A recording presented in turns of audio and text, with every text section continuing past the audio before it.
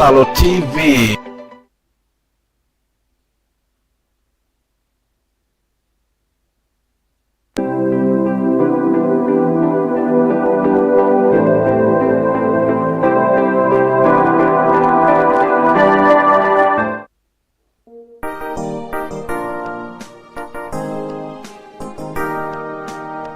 Bwana Mungu, nashangaa kabisa nikifikiri jinsi ulivyo, nyota, ngurumo, vitu vyote pia viumbavyo kwa uwezo wako.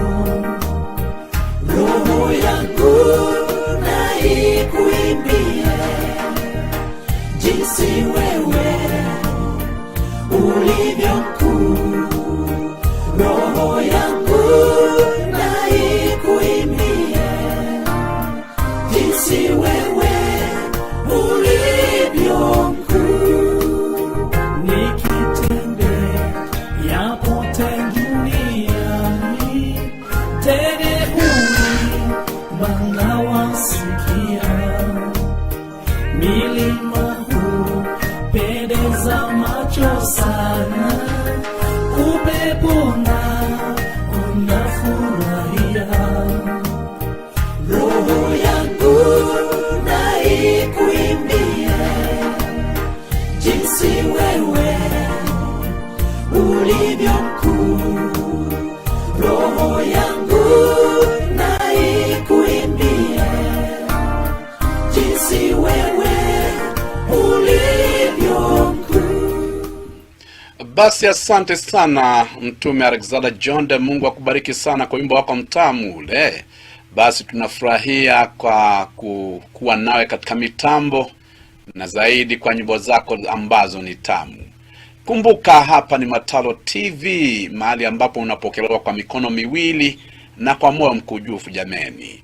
Basi siku njema ya leo, naamini ya kwamba Mungu amekukilimia uzima, amani imekuwa kwako, na basi hatuna budi ila tumwabudu na tumshukuru Mungu huyu ambaye hachoki nasi. Basi ni matumaini yangu ya kwamba umheri wa afya, na pia umekuwa ukigoja kwa hamu matangazo ama vipindi vya Mataro TV.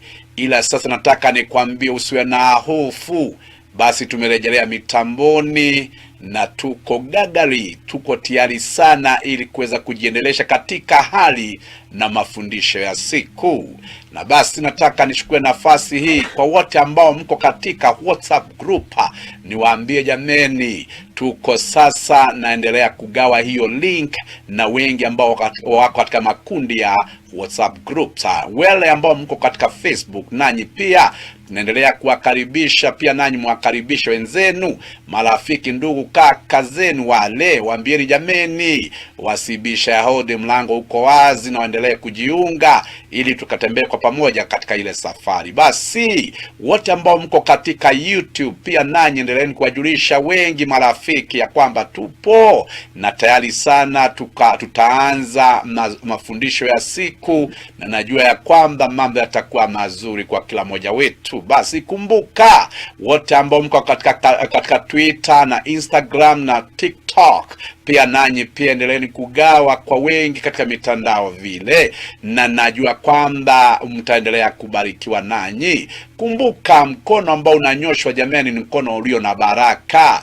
Na basi hapa ni mahali ambapo tunaambiana moja kwa mwingine, usibisha hodi, mlango uko wazi, yako ni kuweza kuingia na kupakuliwa kile ambacho kimeandaliwa, kaandalika vizuri, na uendelee kukishiriki pamoja na wenzako. Basi katika nchi yetu tuipendayo, nataka nichukue nafasi ile kuweza kuwakaribisha pembe zote za nchi yetu ipendayo, nchi ya Kenya ile. Haya, nchi ile jameni tunasema haina bugdha, haina matata. Ile nchi ina mambo yake ya kipekee sana, kama huielewi utapotelea ndani yake yale mambo, ila wanaoelewa na kuyazoelea yaliyomo na ambayo ataendelea kuja, basi tunajua hali ya kujipanga sisi jameni, tuvuke mipaka. Wa Tanzania mpo, Basi matumaini yangu ya kwamba ninyi majirani zetu mko salama salimin, na wote Waganda kule ng'ambo ile ingine nanyi pia mmekaribishwa kwa mikono miwili. Walio katika nchi ya South Sudan, Kongo kule bongo yao, basi nanyi mmekaribishwa mitamboni.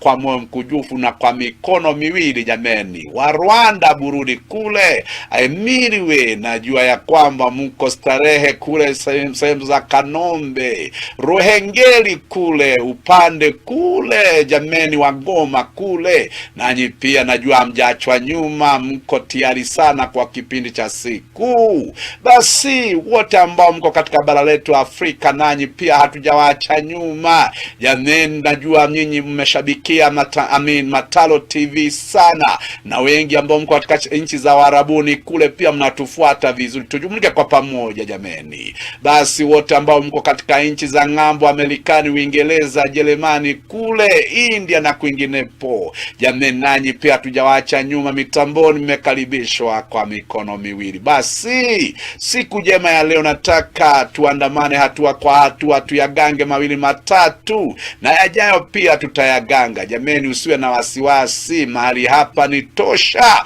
ni mahali ambapo tunapunguza hasara na kuziongeza faida. Basi nataka nikupe nafasi kidogo ili ukapate kujiandaa vizuri, ujitafutie kalamu na kitabu jameni, mahali ambapo utaandika mawili matatu. Na ninajua ya kwamba katika haya na mambo yanayoendelea nyakati hizi, kuna lile ambalo utachipuka nalo, lile ambalo utajifundisha, na najua litaleta faida katika maisha yako. Basi turejee upande ule mwingine wa studio, tupashwe wimbo unaojigia mitamboni kwa njia taratibu kama hii.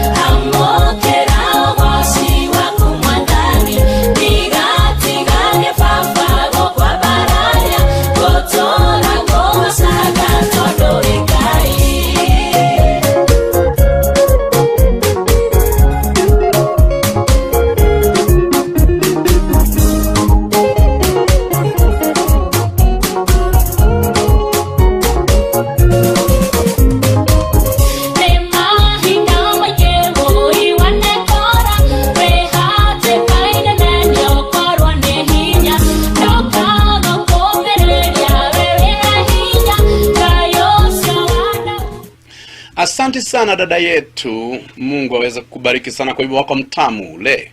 Basi siku ya leo nina mada ambayo nataka tuiongee. Nayo mada ya siku ni gani? Ni hali ya kuishi nyakati ngumu hizi. Tutaishi namna gani katika hali ngumu hizi? Hapo ndipo tupo siku ya leo.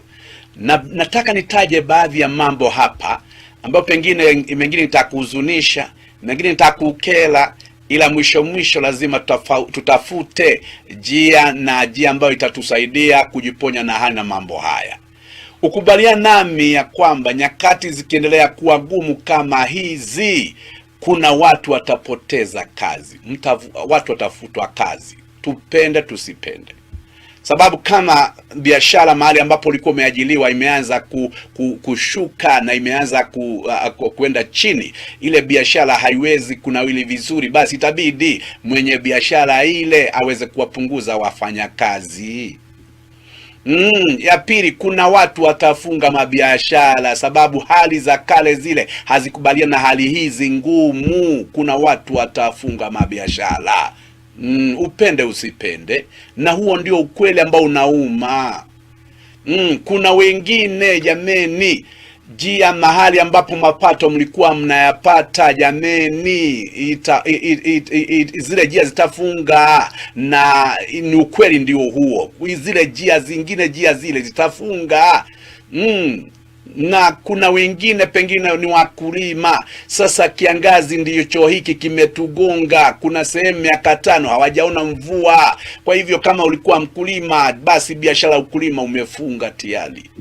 Wengine kama ulikuwa unafuga samaki na maji ndio hayo hamna tena, basi ile biashara ya samaki haimo.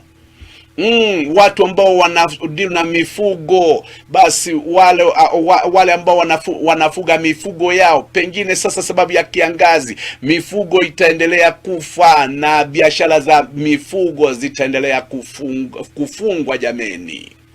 Mambo haya ndio ukweli tulio nao. Basi pia bei ya maisha itaendelea kupanda, tupende tusende. Na nataka niseme jambo hili halijaguza taifa moja, watu wasije wakateta wakasema jamani taifa letu limevamiwa na hali na mambo haya.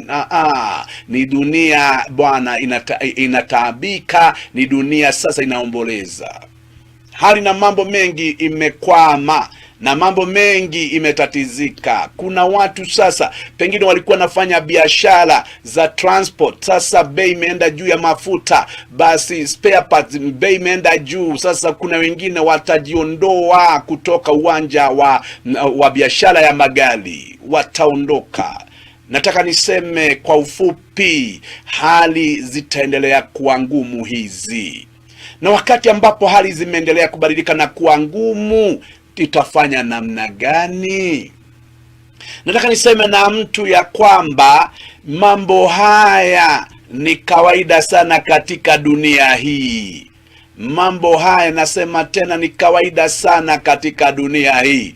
Ukichimbua katika historia utakuta duniani mambo kama haya yanajirudia muda baada mwingine. Unaona kipindi cha miaka fulani, miaka kama 100, kunatukia jambo ngumu sana linatingiza ulimwengu wote. Na uendelee kufanya utafiti sana, utakuja kugundua ya kwamba dunia hii ina kipindi na ina wakati ambapo inagongwa na hali ngumu na watu wanatatizika na vifo vya watu vinashuhudiwa kila mahali.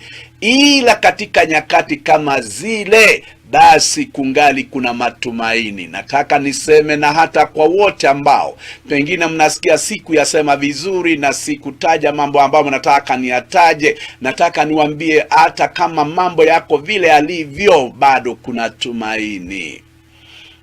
Na ndiposa unaona Mataro TV tumejibwaga uwanjani ili tuweze kukutia moyo, tuweze kukupa ushauri jinsi ambavyo unaweza kujimudu katika hali ngumu kama hizi, na jinsi ambavyo unatakiwa uondoke ka hali ya kukata tamaa na uanze kuwa na matumaini ndani yako, ya kwamba utaendelea na utavunjika moyo na mambo itakuwa sawa, hata kama ujui ni muda gani, ila uwe na tumaini ndani yako. Basi nataka sasa tuingie hatua kwa hatua, tuambiane ukweli. Nyakati ambapo ulimwengu umegongwa na matatizo kama haya, je, Mungu alimaliza dunia? Mungu hakumaliza dunia, ila aliwabakishia wanadamu dunia yao na akawabakishia maisha. Na katika hali ngumu kama hizi, kitu ya kwanza ambayo nataka tuangalie kwa upana ni kila mmoja wetu kuwa na akili iliyofunguka na akili ambayo iko tayari kubadilika. Mambo haya mawili usiwahi kuyasahau: akili iliyofunguka na akili ambayo iko tayari kukubali mabadiliko. Sababu wakati wowote ambapo dunia imegongwa na shida kubwa kama hizi, na watu wakakosa kufungua mawazo na wakakosa kuwa na mawazo iliyo tayari kubadilika, watu wengi sana huzimia, na katika hali ya kuzimia wengi wanaingia katika hali ya kushindwa, na wengine wanaingia katika hali ya magonjwa ambayo hayaponyi, na wengine wanashiriki kifo. Sasa wewe utakuwa pande gani? Wakati hali zimekuwa kama vile ambavyo zilivyo, basi utazimia, utaingia katika maradhi ambayo hayaponyi, utakata tamaa na maisha, utagojea kufa, ama utabadilika. Leo hii nataka tuongee habari ya kuwa na mawazo yaliyofunguka. Basi faida za kuwa na mawazo yaliyofunguka ni ipi? Mawazo iliyofunguka basi ina uwezo wa kukubali mambo mapya. Mawazo yaliyofunguka yana uwezo wa kuona zaidi ya kile ambacho kinatendeka kwa wakati huu. Mawazo iliyofunguka ina uwezo wa kukaribisha ushauri mpya katika mawazo yale. Mawazo yaliyofunguka yana uwezo wa kuingia kwa undani na kuchipua kigeni ambacho kiko katika yale mawazo. Kwa hivyo wakati wowote umeweka mawazo yako imefunguka, umeanza kukaribisha faida, na hali ngumu kama hizi hasina nafasi za kukushinda, bali una nafasi ya kuzishinda. Kumbuka wanasema kwa Kiingereza ya kwamba that necessity is the mother of invention. Wakati kuna shida kubwa, wakati ambapo kuna kuhitaji kubwa, mahali pale ndipo akili mpya zinaundwa, mahali pale ndipo ndoto mpya wanaziota, mahali pale ndipo maono mapya yanachipuka, mahali pale ndipo watu wanajua wana nguvu zingine ambazo za kawaida za kutumikishwa. Na kwa hivyo nataka niwatie moyo ninyi ambao biashara zenu zimeanguka, ninyi ambao mmefutwa kazi, ninyi ambao ni wakulima na sasa hamfanyi ukulima tena, ni hasara tupu, ninyi ambao mlikuwa pengine mnafuga samaki na maji hayamo tena, ninyi ambao mlikuwa katika kazi mbalimbali na siku ya leo hazifuidafu zile kazi, nataka niwaambie jameni, kungali kuna mlango ulio wazi mbele yako. Basi nataka tukome kwa muda kidogo, kisha baadaye nitarejelea nikuonyeshe faida nyingi na mambo matamu yaliomo hata nyakati ngumu kama hizi. Basi turejee upande ule mwingine wa studio, tupokezwe wimbo unaoingia mitamboni kwa njia taratibu kama hii.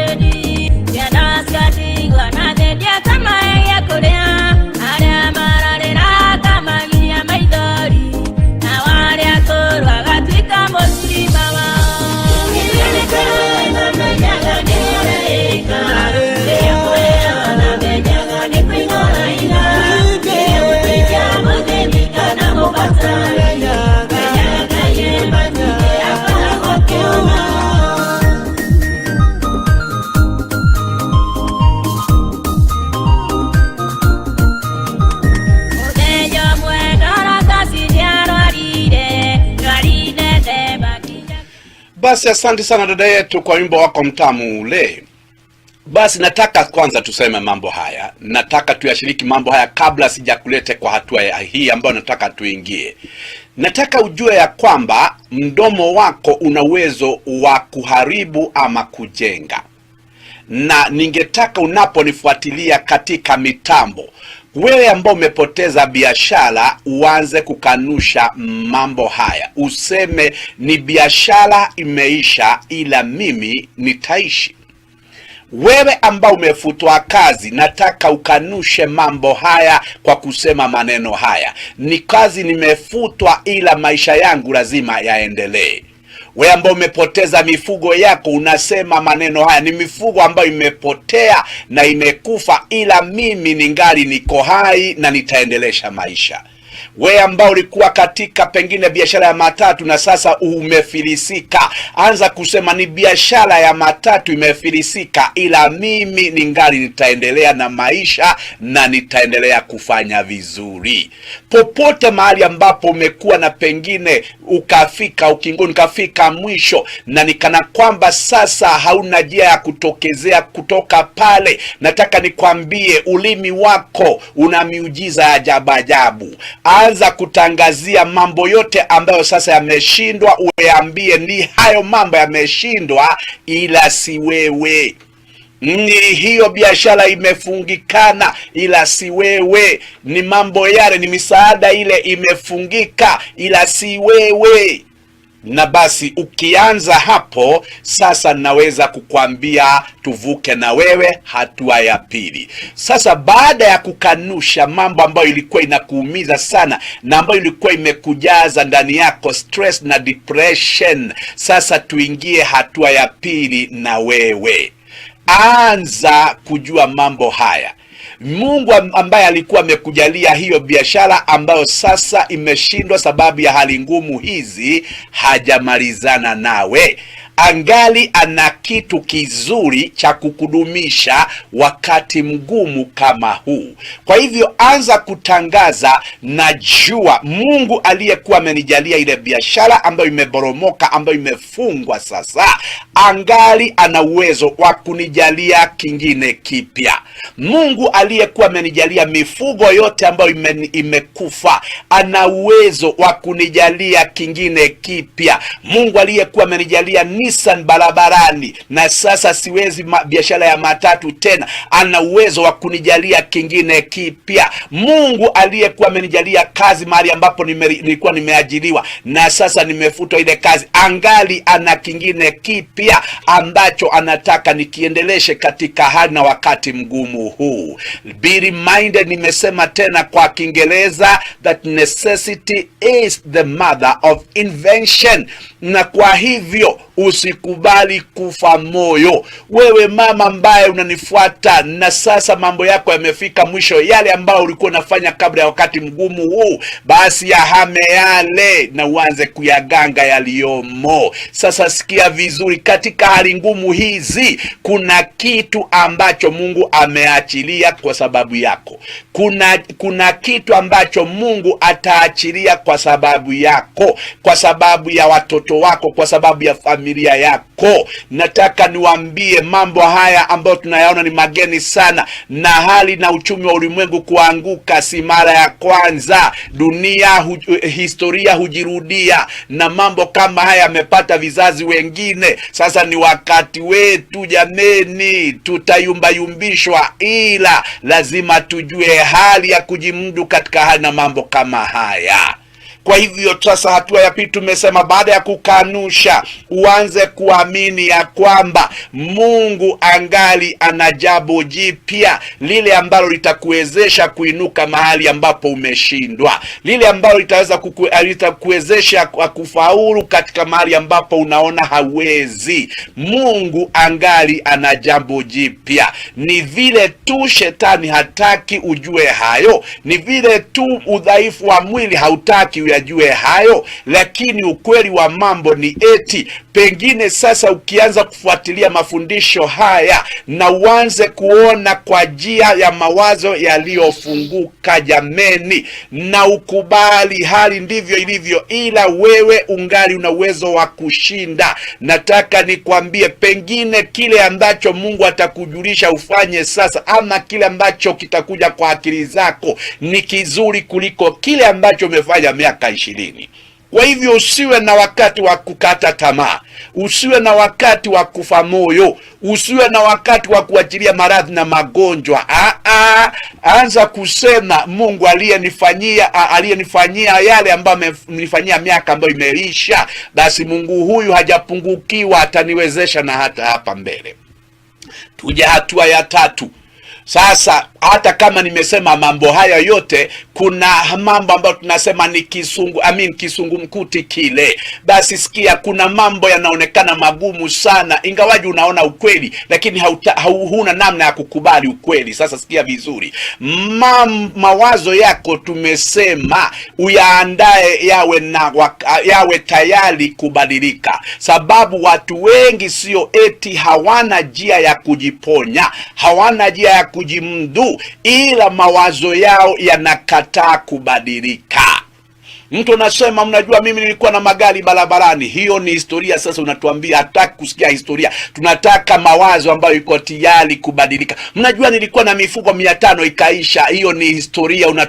Unatuambia na historia haijengi hapa. Basi kubali mambo yalitendeka vile ambavyo yalitendeka, ila sasa kubali kubadilisha mawazo. Unajua nilikuwa nimeajiliwa kazi mzuri sana. Ndiyo, hiyo ni ngano. Hizo ni ngano. Unatuambia hazina faida sasa, haziwezi kuleta chakula kwa meza zile ngano. Sasa akubali mawazo yako yakubalie mabadiliko. Unajua yote tunajua na tunaelewa, sababu bado tuko duniani, lakini tunaongea jambo hili. Kila yoyote yule ambaye ataibuka hapa katika hali ya kufaulu, lazima awe na mawazo yaliyo tayari sasa kubadilika, sababu tumesema kisungu mkuti hakiko kwinginepo kule nje, kiko katika mawazo yetu.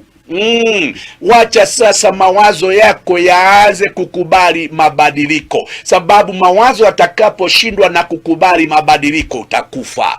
Mawazo itakaposhindwa kukubali mabadiliko utagonjeka. Mawazo itakapokosa kukubali mabadiliko utakata tamaa na maisha. Mawazo itakapokosa kukubali mabadiliko utakuwa na vita ambavyo havina maana.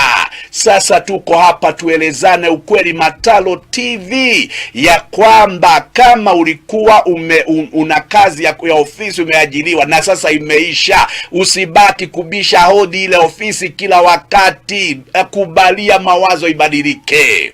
Kama ulikuwa umeanzisha biashara ikaanguka, usishinde mahali pale kupoteza na kumwaga pesa mahali unajua haziwezi kuinua ile biashara. Badilisha mawazo. You have you have so many other ideas ambazo Mungu ameachilia katika mawazo yako. Ni vile tu mawazo yako imekataa kubadilika. Hasara kubwa ambayo dunia inaweza kupitia ni wakati mawazo ya watu imekataa kubadilika, na faida kubwa ambayo dunia inaweza kuipata ni wakati mawazo ya watu imekubali mabadiliko. Na kwa hivyo tuko mitamboni Mataro TV tuelezane ukweli huu, ingawaji wa umma ni ukweli uponyao. Basi tuelezane ukweli. Mama wewe, mzee wewe, kijana wewe, binti wewe, kubalia mawazo yako kubadilika. Mawazo ya kubadilika ukipatana nayo umepatana na maisha.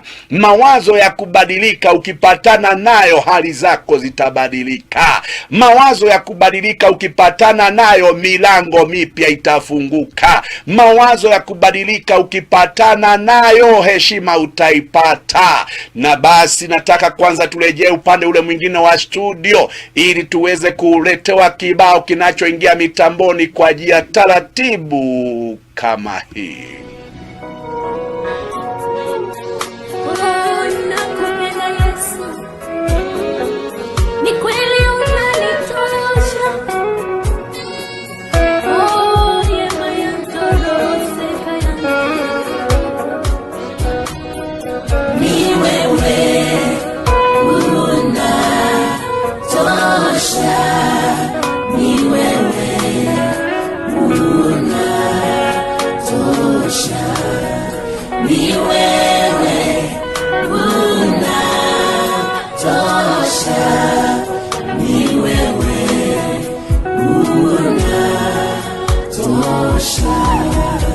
Maishani mwangu shukrani ni kwako, kwa kuwa wewe ndiwe unatosha.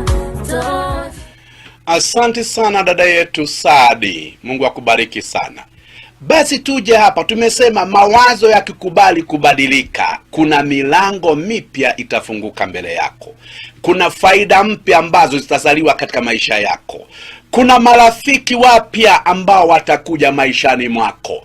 Kuna watu mashuhuri ambao pengine mtakutana na wao. Basi mawazo yakikubali kubadilika inakuinua kiwango kingine kipya. Hapa ndio uhondo uliopo jameni. Mawazo wakati wowote imekubali kubadilika. Heshima za jana hazikutishi tena, unainuliwa katika heshima mpya. Utajiri wa jana haukutishi tena, unainuliwa kiwango kingine cha utajiri. Mawazo inapokubali kubadilika, marafiki wa jana wanakuwa wengine marafiki wapya wa leo. Mawazo ikikubali kubadilika, inakuzalia na hata marafiki wapya, inakuzalia maono mapya, inakuzalia ndoto mpya, inakuzalia mazuri mapya. Na ndiposa na wahimiza wote wapendao Mataro na wote ambao mnatufuatilia, usikubali kung'ang'ania kile ambacho hakina faida. Kubali mawazo yako yabadilike, yaone mapya ambayo haujayajua. Na basi hapa pia nataka tuelezane ukweli. Basi wakati ambapo mawazo imeanza kukubali kubadilika, usianze na hatua kubwa. Utaangamia bure. Anza kwa hatua ndogo, na ukishinda kwa hatua ndogo, basi jameni, usitosheke kushinda kwa hatua ndogo. Enda sasa hatua ya pili. Ukishinda hatua ya pili, usitosheke na hatua ya pili, endelea kupanda katika hatua na viwango mbalimbali. Usikubali kutosheleka kwa mambo madogo, na usikubali kutosheleka sababu ya ushindi wa siku moja.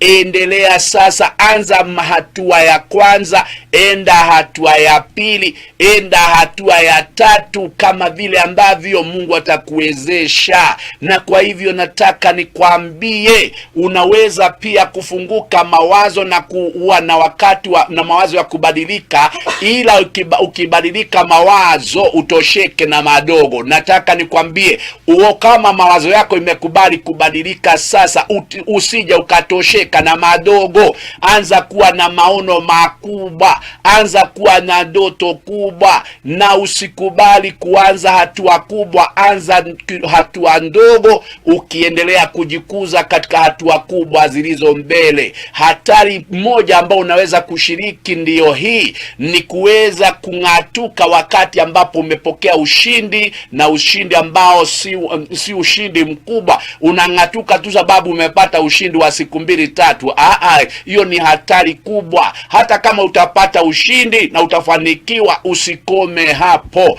Bado kuna mengine mapya na makubwa ya ajabu ambayo hujayaona. Na kwa hivyo tunaambiana ukweli, lazima tuhimizane na tutiane moyo na tuambiane, jameni, hatufi, tutaendelea, tutaishi. Kwa hivyo popote ulipo, na wewe ambao ulikuwa unanitegea, jameni, unisikie, kuwa na mawazo yaliyofunguka.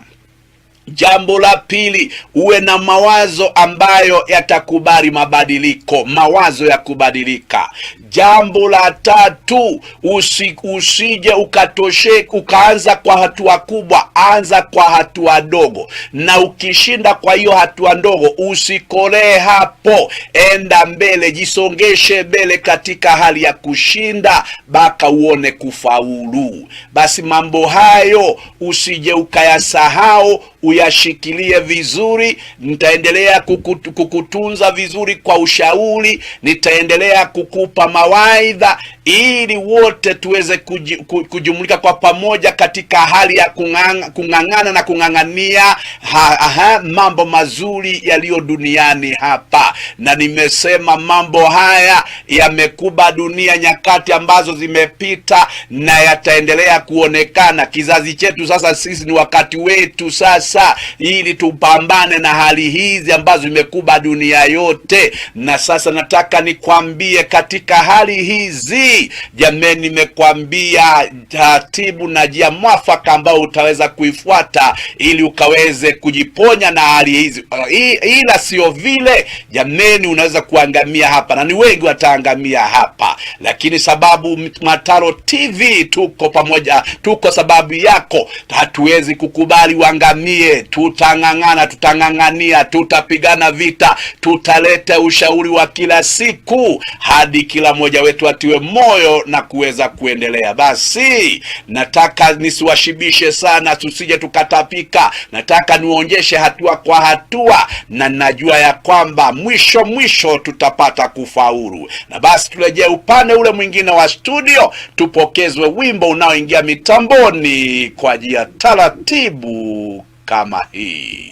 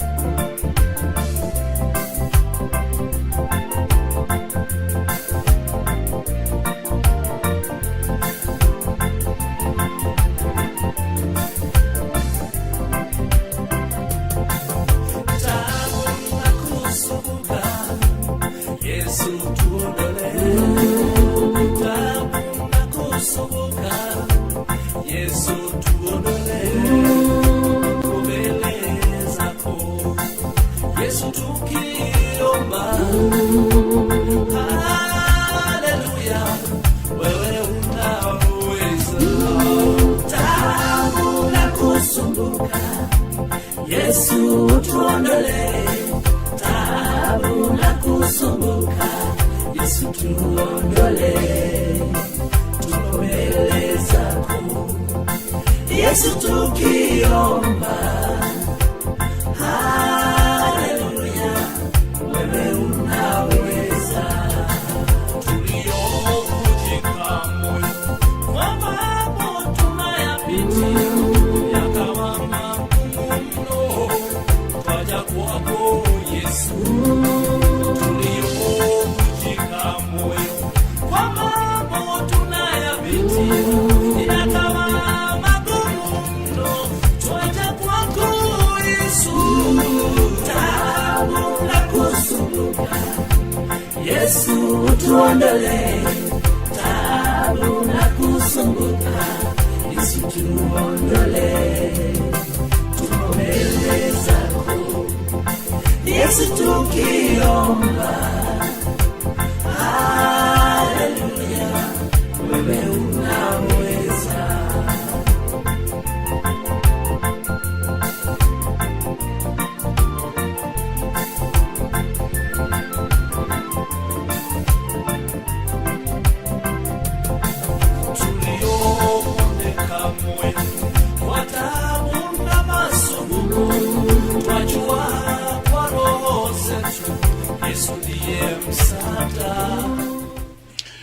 Thank you muno mtume Alexander Jonde ni undu wa wira mwega ucio raruta wa kuina nyimbo cia goro. Ngai agikurathime muno. Reke njoe mweke ucio ngwire o ringi ni twacokereria Mataro TV nigetha tutwarane ikinya gwa ikinya tukirungaga meri matatu maria ni megututeithia guthondeka miturire itu etwike miega gukira uria irari hau kabere. Ninge gakuririkania ati no thiini wa Mataro TV haria ni urehagirwo irio itari ndoro cumbe, irio irugitwo na murugire mukinyaneru mwega, na uhoro uria wa mani ati we haku no kuihurirwo na guthie na mbere kuria irio ici njega. Nindiretikia ati kuna thiini wa Mataro TV ni uthiete ukigunikaga muno na ni uthiete ugiakagwo na mwako murumu utakwenyenyeka, na ngakihoka ati ni wikaritio wega ni Ngai, matha make ni maikarite iguru riaku.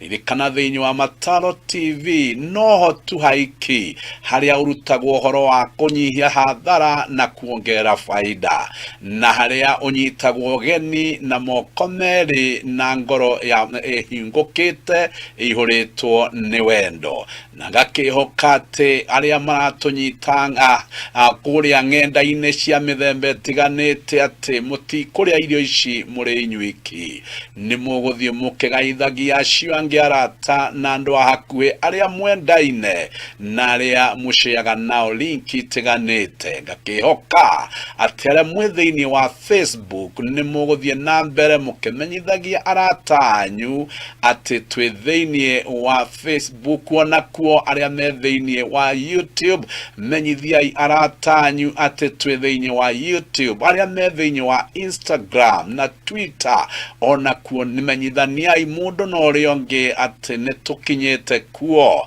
aria me thiini wa TikTok onao matigatigwo na thutha ni undu uhoro ni mwega uyu wi thiini wa Mataro TV. Na ngehoka ati aria riu me thiini wa ituri ciothe cia thi haria hothe mugambo ucio uraiguikana, haria uthiomi ruu ruramenyeka ati ni uikara ukenete ni maundu maria werekeire kuigua na kumenya. Na ni tondu ni njui ati riu ni wihaririirie nigetha twambanirie nawe, ni ngwiraga o muthenya ati ndukanetikire kuigua uhoro uyu na matu maiki. Ethaga karamu na ibuku handu ungiandika nigetha ukandikaga maundu meri matatu maria ni mangiguteithia riria ureririkania maundu maria wiguite thiini wa Mataro TV. Na ni undu ucio riu ni ngwenda tucoke mwena uria ungi wa mitambo nigetha tuheo rwimbo rumwe, na hau tukiheagwo rwimbo rumwe nawe ukorwo wehariria na wandiriria andu acio angi no kimamenyithagia ati Mataro TV wira ni wambiriirie na wira ni uthiete na mbere wega. Umuthi mwega turathie kwari uhoro wa mwana wa kairitu ni undu onake ni mutiganirie na njira itiganite, na ni ngwenda ndimwarie kuma ahoro-ini wigie baba ni undu nionjarie maundu maingi, no muthi ndenda njarie mwana wa kairitu na baba. Na nindirehoka ati aria othe atumia maringe minira igwa iretu nao ni marakena, ona twana tunini twa tuiretu ona tuo no tuguthie na mbere tukirathimagwo. Na koguo thikiriria rwimbo ruraingira mitambo-ini na njira nyoroku teno.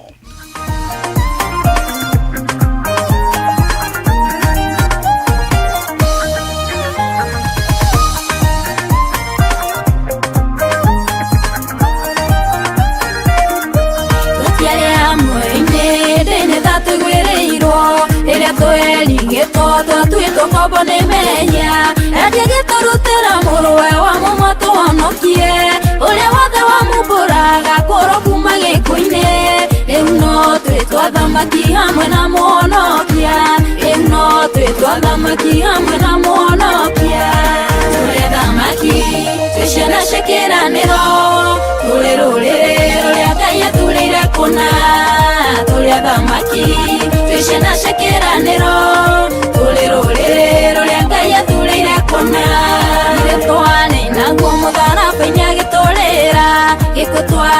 irwa gitukwira tutule muoyo kunyoronyo na gusabio sithe sagito kuwera iria gitamagia tukaniria kiuga mothe ne mathira ni wendo munene uria Ngai atwendete naguo ni wendo munene uria Ngai atwendete naguo thamaki cina cikiraniro uria Ngai athurire kuna thamaki cina cikiraniro. Thank you muno Marianne ni undu wa rwimbo rwaku rwega. Ngai agikurathime.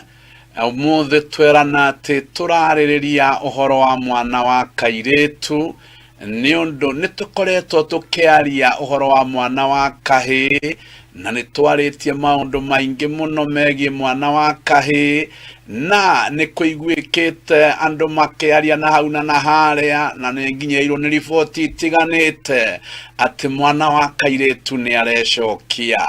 No ni ngwenda ngwire ati oko ni kuri muthenya mwega na muthenya ukiaga wega ni muthenya ta wa umuthi ni tondu mwana wa kairetu ti mutige na nja. Mwana wa kairetu ni ekwaria uhoro wake na ni nguhoya matu maku we uthikiriirie na we uratuma thutha mitambo-ini ya Mataro TV. Ririkana inyue mwena wa Tanzania na ni muraigwa ruthiomi ruru ni turamubatara muno mitambo-ini ara mwena wa Uganda na ni muraigwa ruthiomi ruru tutirienda kumutigana nja. Amabũrũri mothe ma East Africa na mabũrũri maria mangi haria ruthiomi ruru ruramenyekana rukaiguikana njira njega. Twi haha riu ni undu wa mwana wa kairetu na ngajiriria na kuga ciugo ici. Kiugo giki tukoretwo tukiaria uhoro wakio kiati mundurume ni mutongoria ni ngwenda njuge ati ni kiarie gukira uria andu mangiciria tondu mutongoria ndatongoragia o andu a muhiriga umwe ni atongoragia muhiriga wa Ibrahimu na agatongoria muhiriga wa Sera. Na riu koguo ri haha riu nitukwenda tumuone mwana wa kairetu na baba guthiaga atia na nigetha tuhote kuma ikinya rimwe tugithiaga riria ringi. Undu wa mbere uria andu aingi matoi na uria kwagiye ni kumenyithanio ni atiriri ati baba ni apreaga party nene muno he mwana wa muiretu. No ni kugiaga na notion ati mwana wa muiretu ni wa nyina. No ndenda ndimwire muthenya wa umuthi oko ni hari mundu wendekaga muno uhoro-ini wa ukuria na ureri wa mwana wa muiretu ni baba. Na ni wega muno maitu aria othe mareraga ciana cia tuhina cia tuiretu ngufia ni tumurutire na mutingi uno muti ni wira wa bata murutaga. No gutwikaga cia thua ndongoria itingikinyira nyeki. Riu haha twagiuka tugakiuga atiriri okorwo ni kuri mundu wa bata muno muturire-ini wa mwana wa muiretu ni baba. Niki ni tondu ni baba uteithagia mwana wa muiretu ahote kwimenya thiini wa identity yake kana kugia na uhoro wa kwimenya ta mwana wa kairetu.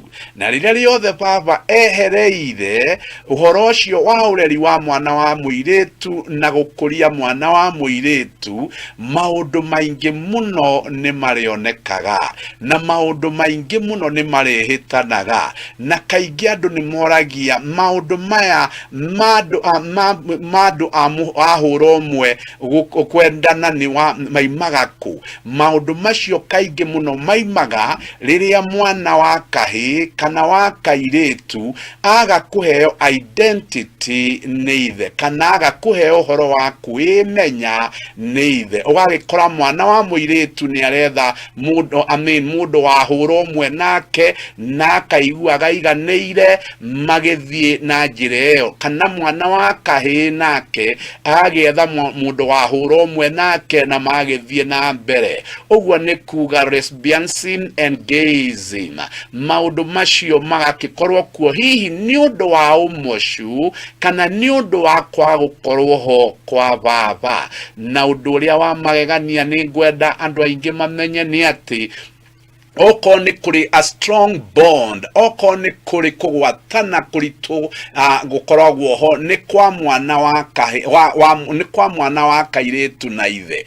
Mwana wa muiretu ni akoragwo anyitite ngoro ya ithe handu anene muno, na ithe angiaga kumenya uguo amweherere mwana ucio ni aiguaga athinikanitio muno. Na koguo twi haha mitambo-ini nigetha tucokererie kana kairetu gatige kuigua gataruke ni muturire, no kambirie kuigua ati onako ni karirikane. Na koguo ndenda twaranirie ciugo ici ikinya gwa ikinya nigetha o mundu wothe akeyagira kiria gigiake na agathie na mbere ya githondeka muturire wake na njira iria yagiriire. Na ni tondu ni njui no murehariria na no murathie mukijoinaga, na ni tondu ndikwenda tutige mundu ona umwenja, ni ngwenda ngirikie na kuga ati mwana wa muiretu ni oragwo ni hinya muno riria riothe baba ataramukuhiriria, na riria riothe baba ataramuhe kianda gia kuririra, na riria riothe baba amwehereire aruage mbara cia muturire ari wiki. Mwana ucio ni aiguaga muthirire muno ni muturire. Na koguo twambe tucoke mwena uria ungi nigetha tuheo rwimbo na njira nguhi, na njoke oringi ngugukinyukithie kuma hau tuthiete na mbere. Rwimbo ruraingira mitambo-ini na njira nyoroku teno.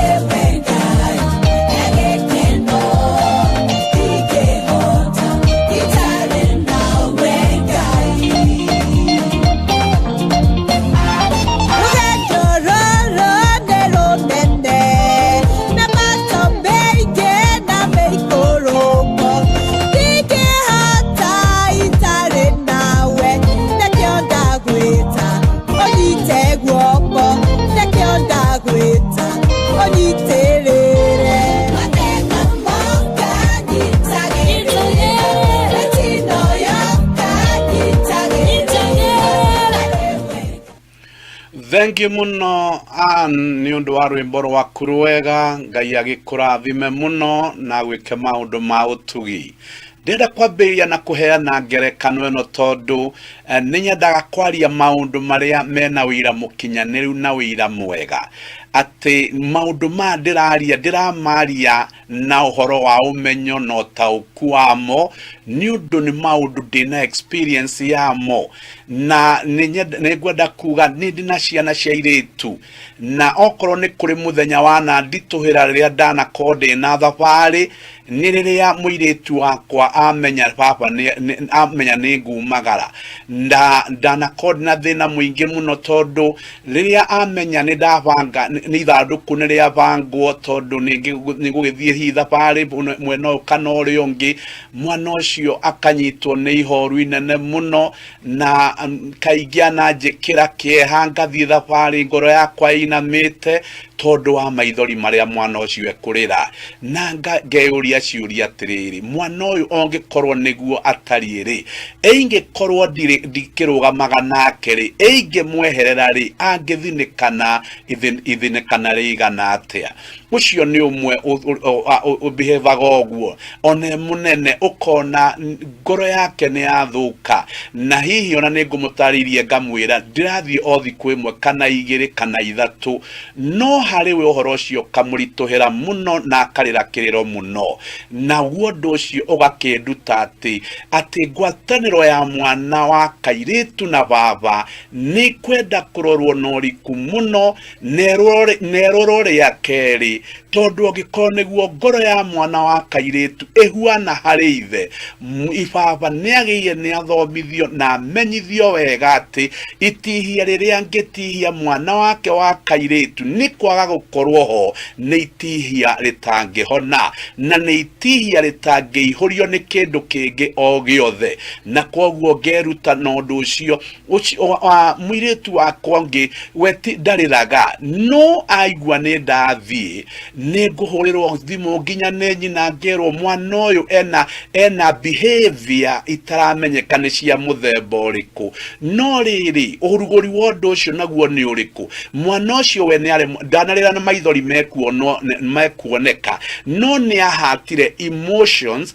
na ambiriria ko behave na njira itiganite na nyina kona mwana uyu ni na kiaga gwitaramenyeka we ndanarira maithori no we reaction ciake ciukaga na njira ingi na koguo ngoiga atia riu mwana tocio nake utanarira maithori no ni ahatire emotionally mwana ucio ukwenda gwiciria agatura atia thiini wa future yake angikorwo na baba utaramu understand na baba utaramenya kiria mwana wa muiritu endaga muturire-ini ngakiuga ciugo ici na njira nguhi mwana ucio no atihio na itihia ritakahona o tene na tene na nikio twi mitambo-ini nigetha twirane atiriri mwana wa kairitu ni acokererio ndakaheo tu o githomo giki na ndakaheo tu o mbeca iga mabiacara no ni ambiririe gwicirio na muturire wake wa na thiini ni tondu riria twaga kumwiciria na njira iyo kiria turarera hari ciana citu cia iritu mutiui na kiria igaciarwo rucio ni maruo maya na emptiness ici mutiui koguo ri tutana kinya kugwa iria-ini ithuotheri ni twagire ni twaranirie twirane atiriri mami urute haria he haku baba nake oke aihuri haria he hake nigetha turute mwana wa muiritu jamba turute mwana wa muiritu mutongoria turute mwana wa muiritu mutumia ngatha turute mwana wa muiritu ongiendeka na njira ciothe na koguo ni ngwenda twanjiririe kumenya atiriria rio the presence ya baba iraga he mwana wa muiritu mwana ucio akoraga na ihoro ngoro-ini riria tungita na githungu vacuum na vacuum ino ri ingiaga kuihurio ri ihuragio na maundu maria matagirire na umuthi uyu ri I don't know kana ni mui I really don't understand and I really don't know whether a majority of us know that so many young girls are on drugs.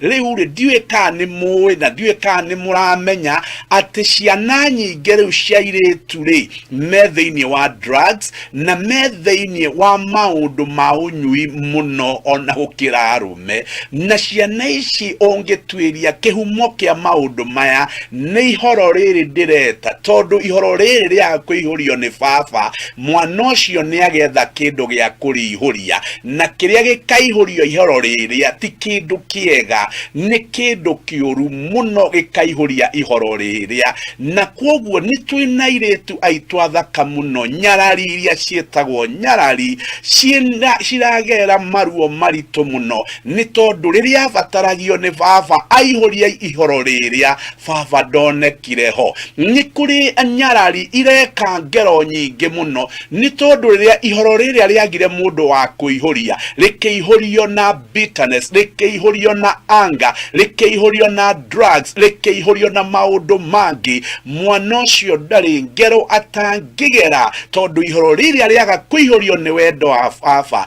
na riaga kuihurio ni kirira kia baba maundu maria ihoro riri rikaihurio namo ni maundu marito uria thitoi na ni maundu mekumiriria thino ubururi ungi muru muno kana na uturo ngemuru muno ngacayo ni mwana wa kairetu ngaigua kieha ndaririkana ati muiretu wakwa niariraga kiriro gikanjikira kieha ngathie ngiuragia mwana uyu ngimweherera kungithia atia na horo wa ma ni ati ninyonete undu wagarurie muturire wakwa muno riria ndathiaga thabari itiganite ni undu wa kuona kiriro kia muiretu wakwa kana airetu akwa ngikanja maundu mamwe muturire-ini wakwa ni undu wa ciana icio ciakwa cia airetu na ningwihoka ati baba o wothe urathikiriria niekunyihanyihia mihango niekunyihanyihia thabari ni undu wa mwari ucio umucuthagiriria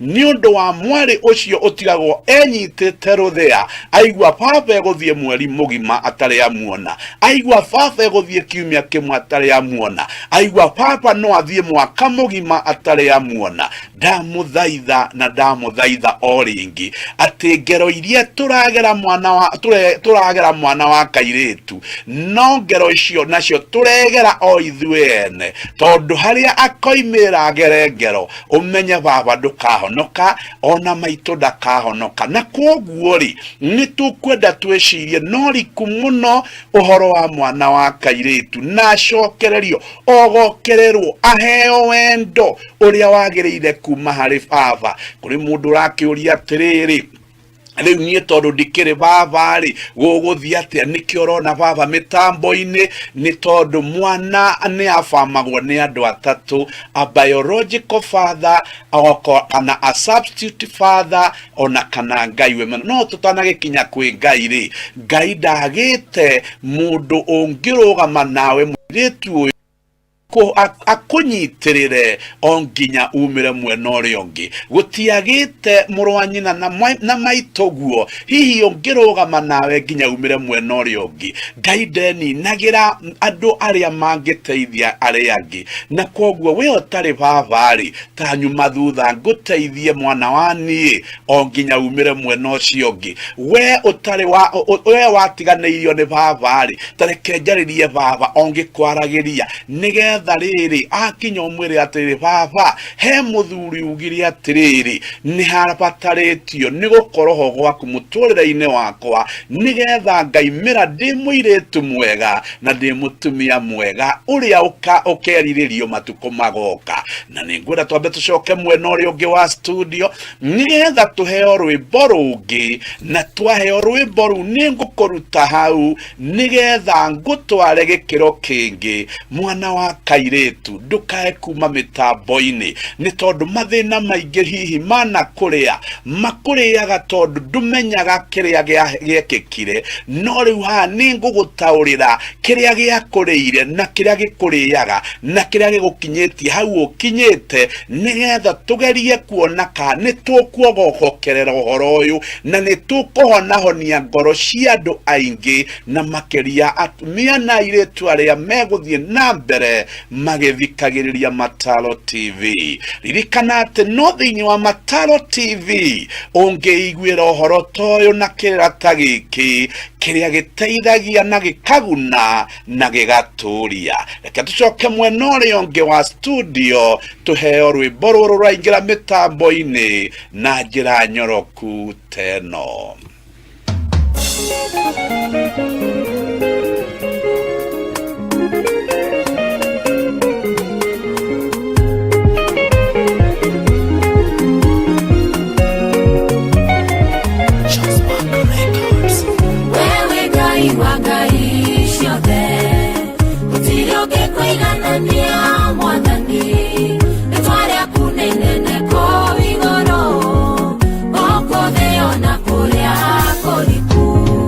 Wewe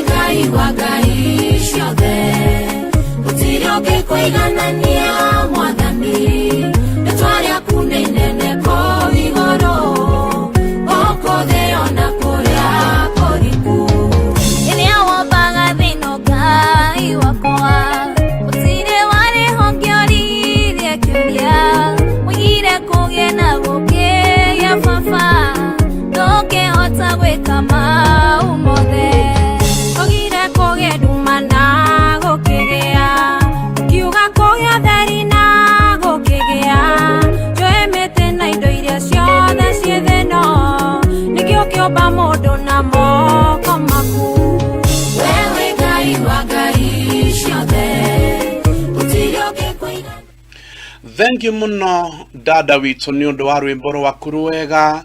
Ngai witu akurathime. Nigwenda twaranirie haha na twirane uhoro wa ma, na tondu ningukuonia maundu maya ni ati aria arume aingi matiui na twi haha ni undu wa mwana wa kairitu, ni undu wa andu aria maratu joini.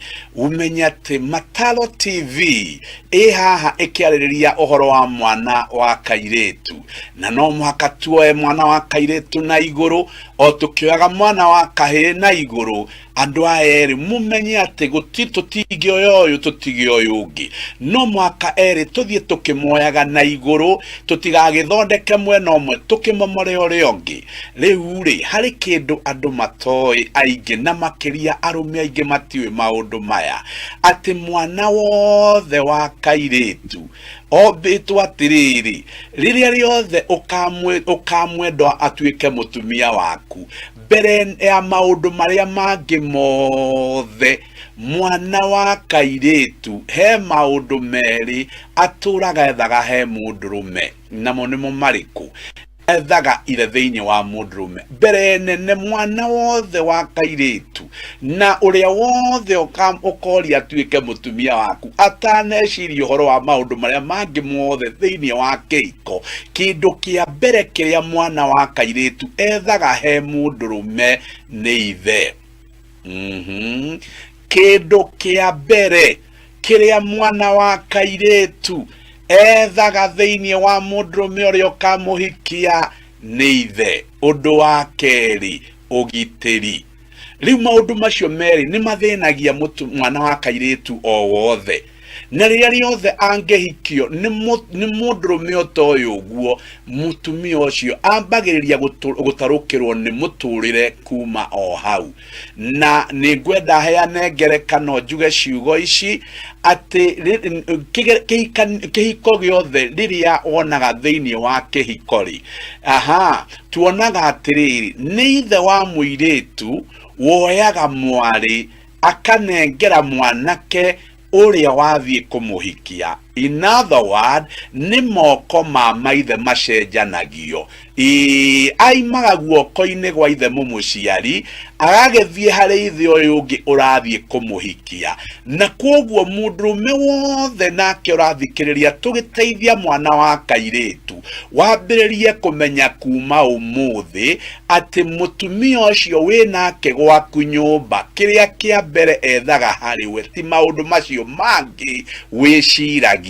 Kindu kia mbere kiria ethaga thiini waku ni a father figure. Ethaga baba thiini waku, na ngimwaga na manio kuina ni ucangite kani kuri maundu maingi muno mekuhitana. Number 2, ethaga protection, tondu mwana wa muiritu na ithe aiguaga secure. Mwana wa muiritu moko-ini maithe aiguaga secure. Na hari undu ungi gwenda kugweta handu haha, mwana wothe wa muiritu areretwo ni ithe ndahenagio ni arume na ihenya uguo aria angi mahenagio. Mwana wa muiritu areretwo wega na akaheo wendo wa ithe ndahenekaga na ihenya ni mafici. Ori maria murakiaria thiku ici, ruga ya thiku ici ira radio ni .com, ndahenekaga na ihenya ni mafici, tondu akompeaga mwanake ucio na ithe akaga handu mwanake ucio muhenania angiukira. Koguo riria riothe utararira mwana waku baba wa muiritu, umenyage uramu expose kuri ahenania, kuri kiu andu matuko mareta mafici, arume aria matari mitugo miega, arume aria mahuthagira atumia magacoka makama dam. Ura expose mwana waku kuri arume a muthemba tocio. No riria riothe warera mwana waku na wamuhe protection na wamuhe wendo, ndirenda ngwire arugama gatagati-ini ka arume ta njamba na ari ucamba utangimenyeka, tondu niahetwo kindu kiria kiagire gia kumuhe muthingi wa gwituria ni baba. Na koguo nikyo turoiga atia, turoiga mwana wothe wa muiritu ukimuhikia umenyage maundu maya meri atonaiga maundu macio mangi ma kihiko. Kiria kia mbere mwana wa muiritu ethaga hariwe mundurume uyu ni baba. Na nikugweta ciugo ici tondu ni njiguaga arume magiteta makiuga ati wewe wana muingi muno tathikiriria wega nuo tari wamenya gutire mutumia kana muiritu ugimaraga hari ithe na nikio no muhaka kurugania kouri na it is natural ti ate ni undu wa kuigirira, it is natural. Na kiria arageria gukwira ni atiriri, I need a father, I need somebody to protect me. Koguo korwo hikitie mutumia no renda aikarage na uthungu othe nyumba, we nduri uremenya na nduri uramenya uri ureka, uthikiririe wega. Mutumia wothe ndagimaraga hari baba ni akianagia. Nikio ndajirie na kuga rumengi maigaga we ni urakima wana muno ndukana cokere ciugo icio mwirage uguo weka niguo kwagirire tondu you found a father in me. Koguo guareka uguo rona gikiania, it is the best that she can give, it is the best that she knows how best to do. Riu koguo ri ndutire mwana wa kairetu ogimaraga hari baba aiguaga ario mwana hari baba, na kuma muthenya wa umuthi umenyage uguo. Na riria mutumia wothe aga mundu uramutu appreciate riria arakiania uguo uroiga ni araringia wana aiguaga out of praise tondu niendaga kuigua ati hamwe na maundu maria mangi mothe she belongs, she is protected.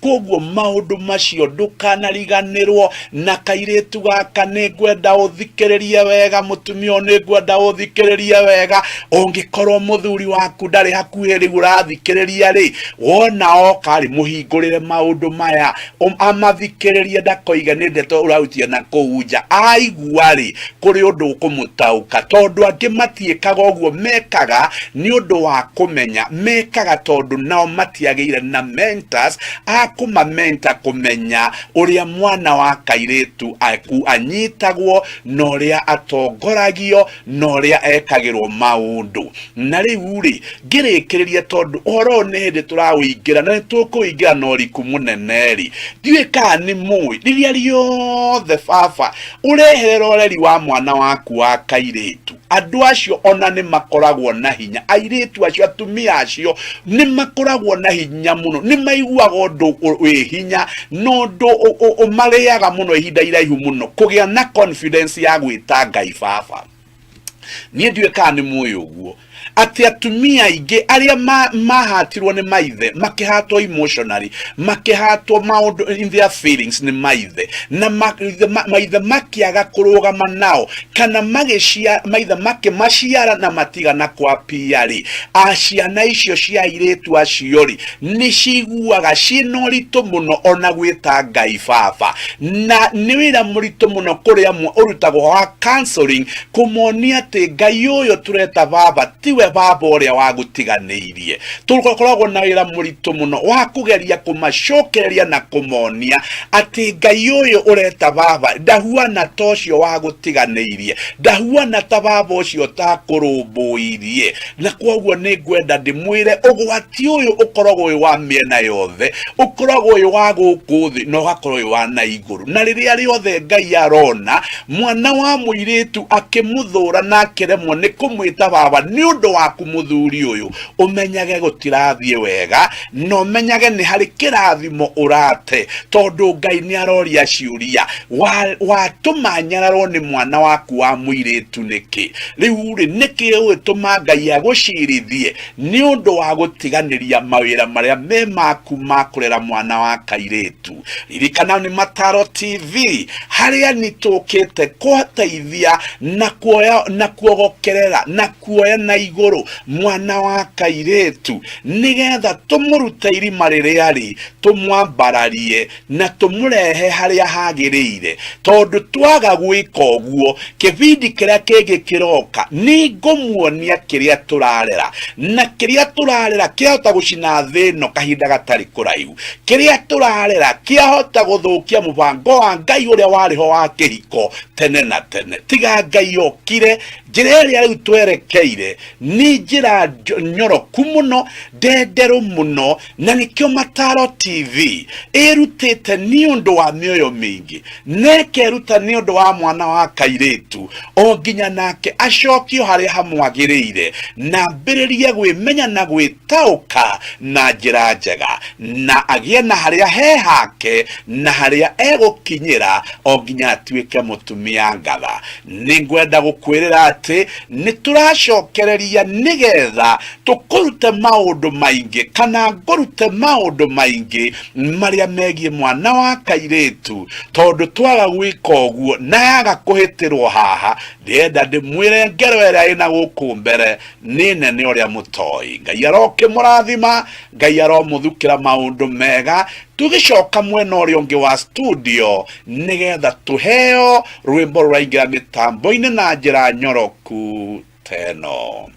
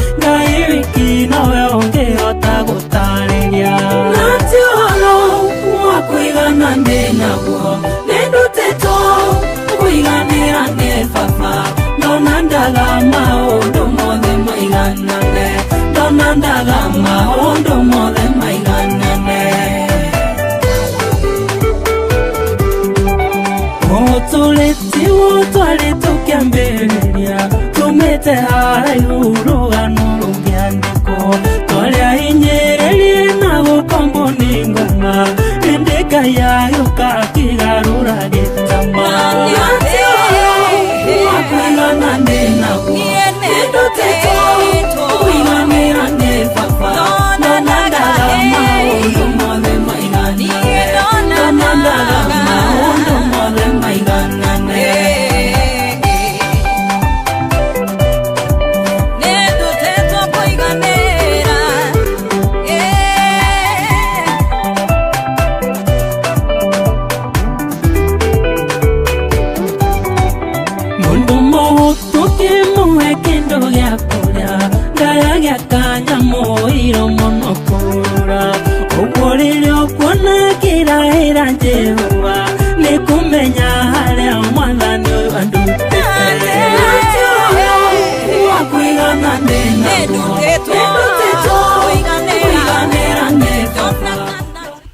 Wow, thanks also very much, Brother Steve, for your good song. May the Lord God bless you. We are happy to have you on board. Once again, this is Mataro TV coming to you live from our studios. I hope that you're well and the Lord has kept you in good health. It is my pleasure to invite all of us, those that are following through YouTube, WhatsApp, Twitter, and the like. I just want to welcome all of us to let our friends know that we are on air and we are ready to kick off. Yes, I want to take this opportunity once again to welcome on board all of us who love Mataro from our beloved nation, Kenya, from the 4 weeks. Welcome and join us even as we get started. I want to promise all of us that we won't disappoint, we won't frustrate, we will not disappoint you, but we'll give you the best. Be reminded that it is only in Mataro TV where you are trained to understand yourself and to understand how best to use the skills, the abilities, and the talent that God has deposited in you. Yes, today we are back on our very topic, the topic of a call to the hurting man, where we deal with the boy child. And because I know there are so many that are waiting, I want also to extend out my invitation to our neighboring countries, to those that are in Tanzania. You are most welcome. Welcome on board. I know if I would be in Tanzania, pengine ningesema hamjambo wa Tanzania. Welcome on board. I just want to also to welcome our brothers and sisters in Uganda, Rwanda, and Burundi, Congo, South Sudan, and the whole of Africa.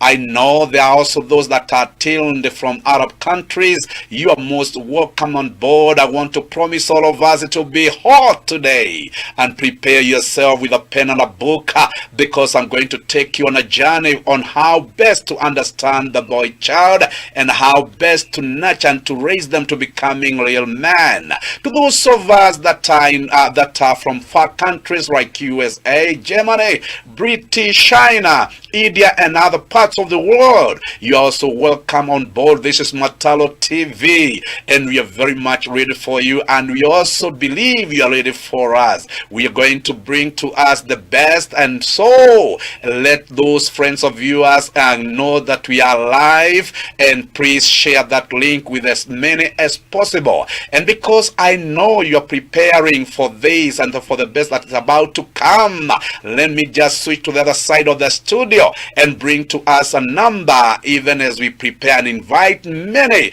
to join, even as we get started together. God bless you as you consider to invite many.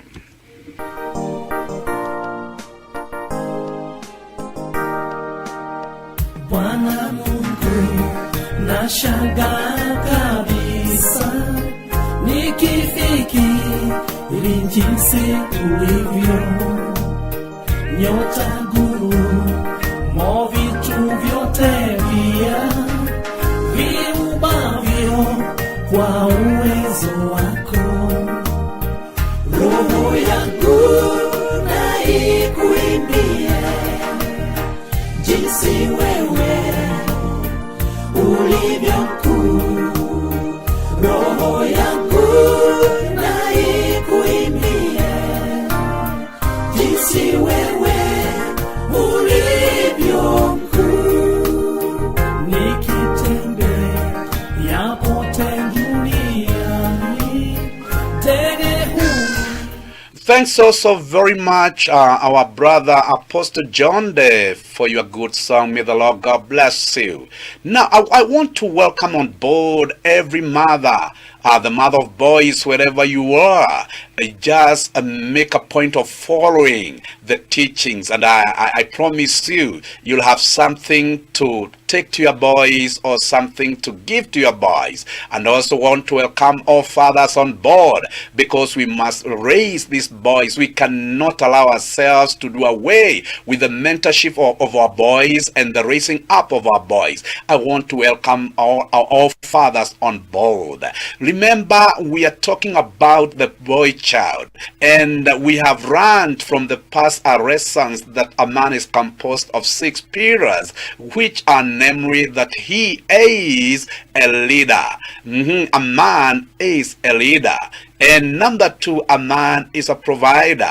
And number 3, a man is a protector. He must be hardworking, a counselor, and a priest in his own capacity. This is where we are going to major on, and we are going to discuss this in length in order for all of us to understand the creation of God in man. Now, today we are in the very 6 stages of leadership, and I believe that you are ready that we get started together. Now, in these very 6 stages of leadership, one must be taught to understand that there is what we call individual leadership. Number 2, one has to be taught on how best to lead their wife. Number 3, we teach also on how best to lead your children. Number 4, we teach you on how to lead yourself in social matters, or the leadership that is contained in social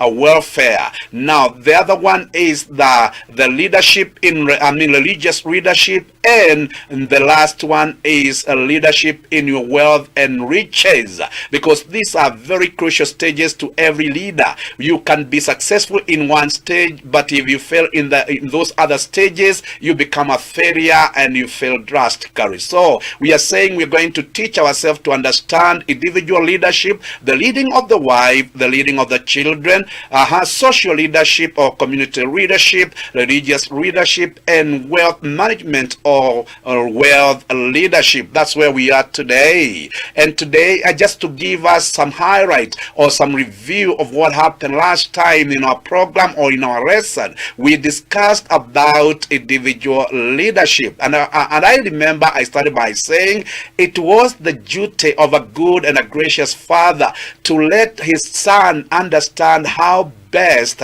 to choose the good from the evil. And I remember I said that in the whole world there are only 2 forces that pull apart, the good and the bad, the good and the evil. And it was the duty of every good father to nurture his boy child to understand how best to choose the good from evil. And not only being able to choose, but he would go ahead to remind or to tell his son that it is not just enough to choose good from evil. You must understand that whatever choices that you make in life have consequences. Whether good choices or bad choices, both will bring you some consequences. And so a father would prepare his son to understand that choosing the good must also be guarded. What good choices that you make or you choose,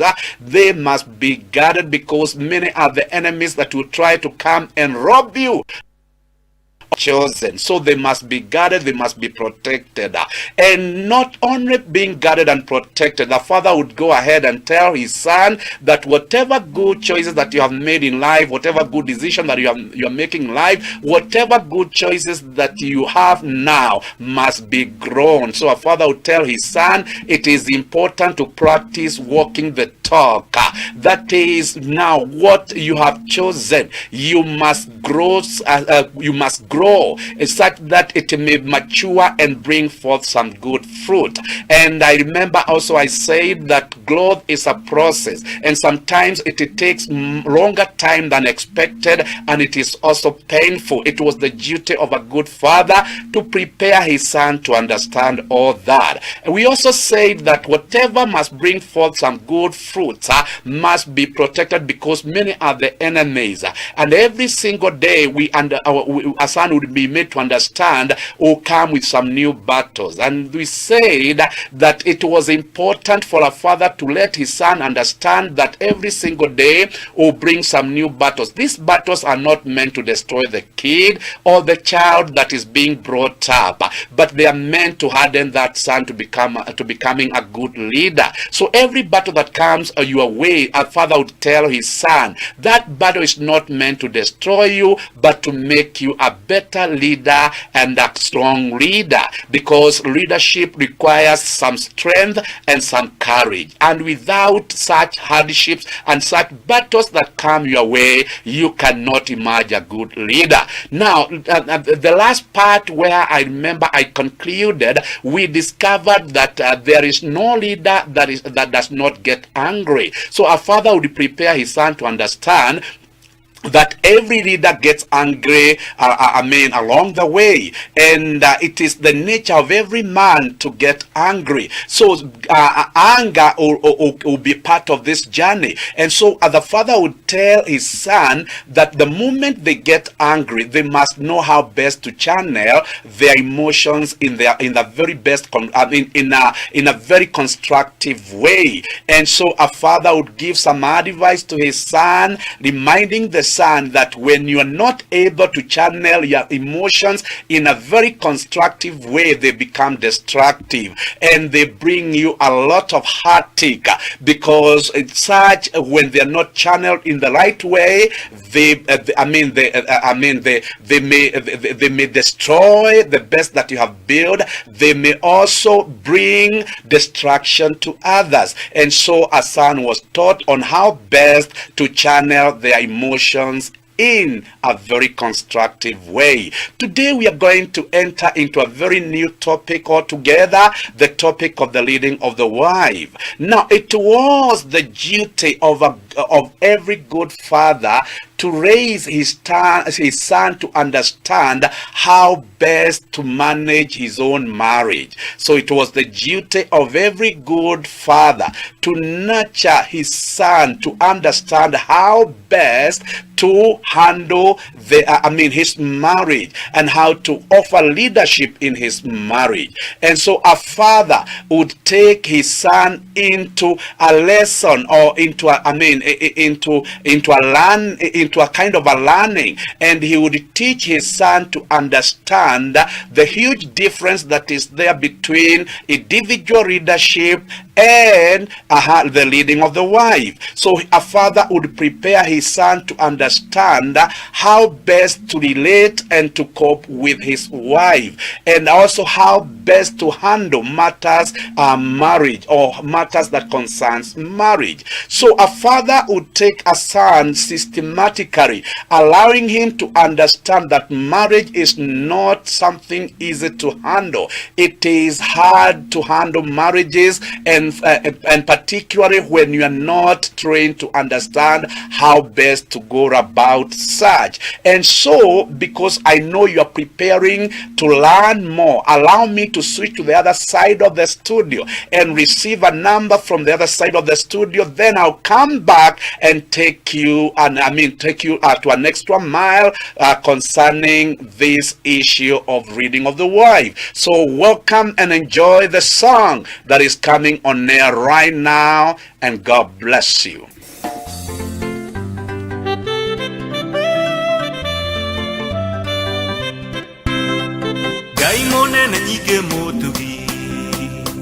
Gai ke hotinya newe wobire dina igoro nasionana ya unene waku gai monene nyige mutugi gai ke hotina ne ore hinya newe wobire dina igoro nasionana ya unene waku arewe no kuiga mwihoko Alevano kwenda kuikara Hautaine se kute onagire Odiku ona utugi waku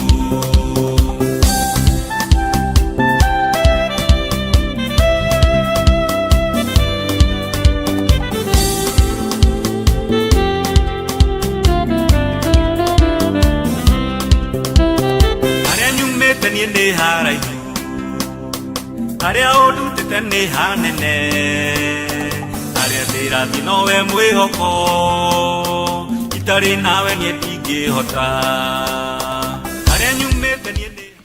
Thanks so very much, our brother, for your good song. May the Lord God bless you. We are happy to have you on board. Now, we are on this very topic of the leading of the wife. So it was the duty of every good father to advise his son on how to go about it. Yes, it was the duty of every good father to advise his son on how to go about it. It was also the duty of every good father to let his son know that they should not just marry from whatever family they come across, because every family had a history, and not many people sometimes would allow their son just to marry anyhow.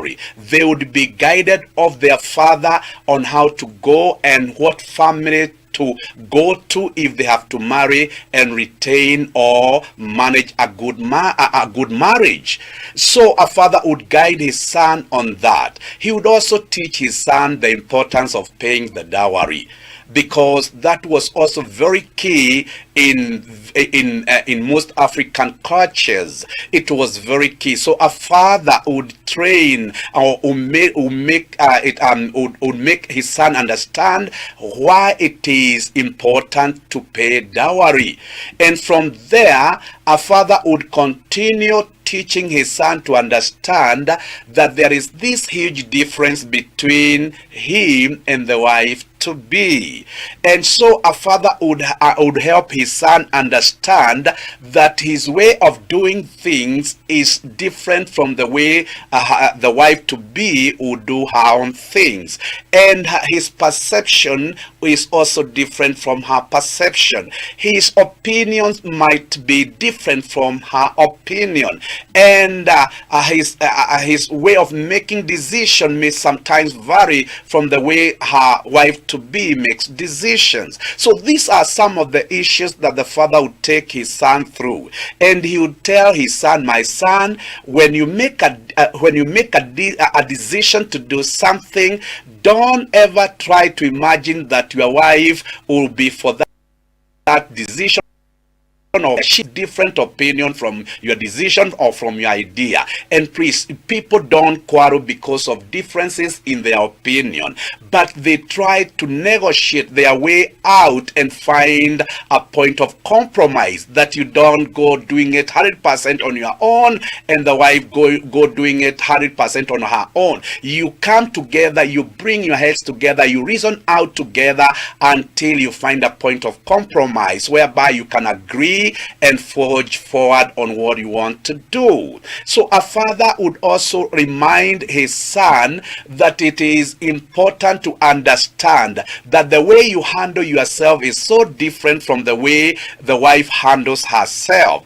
And so you must also understand that a wife that you are going to get to marry, she is not an angel. She has her own weaknesses. She has her own limitations. So don't expect an angel. And every time a son gets into marriage without such information, without such counsel from the father, that's where the battles begin. And they tear one down. They tear one another down. They destroy one another. And that's why it was important for a father to be there for their son, even to train them to understand how best to lead a wife. So the only challenging part today we have is that today not many fathers have good relationship with their sons. This is so discouraging and frustrating in our present generation, that a majority of sons and fathers are not in good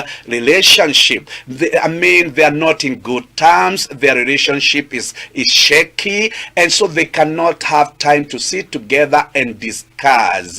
And so I'm calling on all fathers and sons to bring back this father-son relationship, because a son will always mess out, and a son will always destroy himself when he forges out his own way and go doing his own things without the counsel of the father. A father plays such a great role in the life of the child. loud. And do not forget, every young man who is listening to me, never underrate your father. Never, overlook your father. Never despise your father. You need him in every step of your life. He has what you do not have, and he can give you what you cannot be given of your age mates.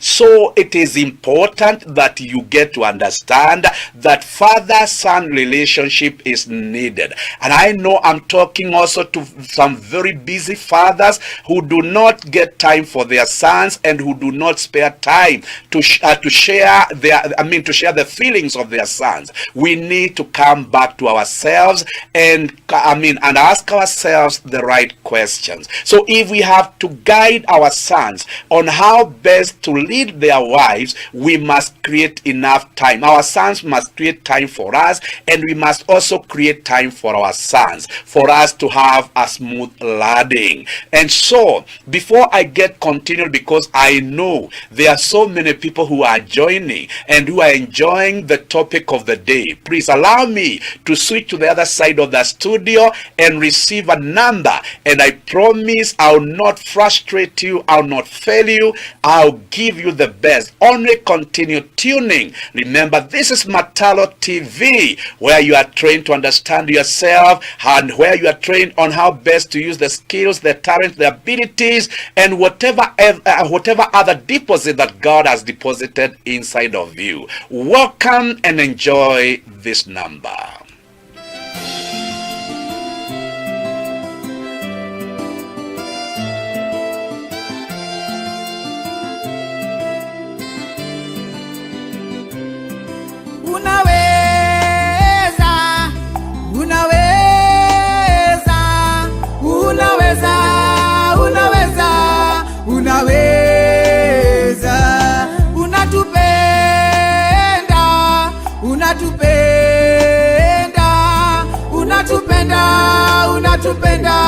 Unatupenda.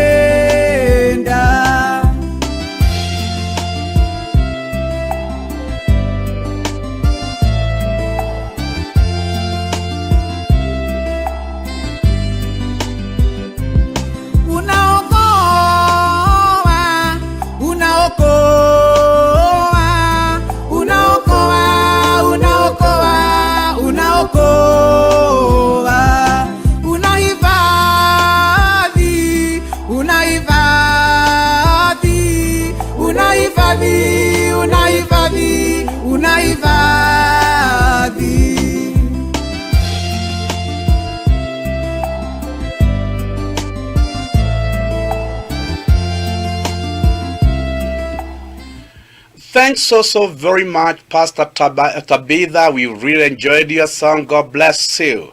Now, we come back to our very topic, the leading of the wife. Now, a father would tell his son, you must always remember this, that the way I've brought you up is not the way the wife to be is brought up. So, you don't expect her to behave the way you behave. You don't expect her to do things the way you do things. And before you get to a rhyme, there are many things that will crop up.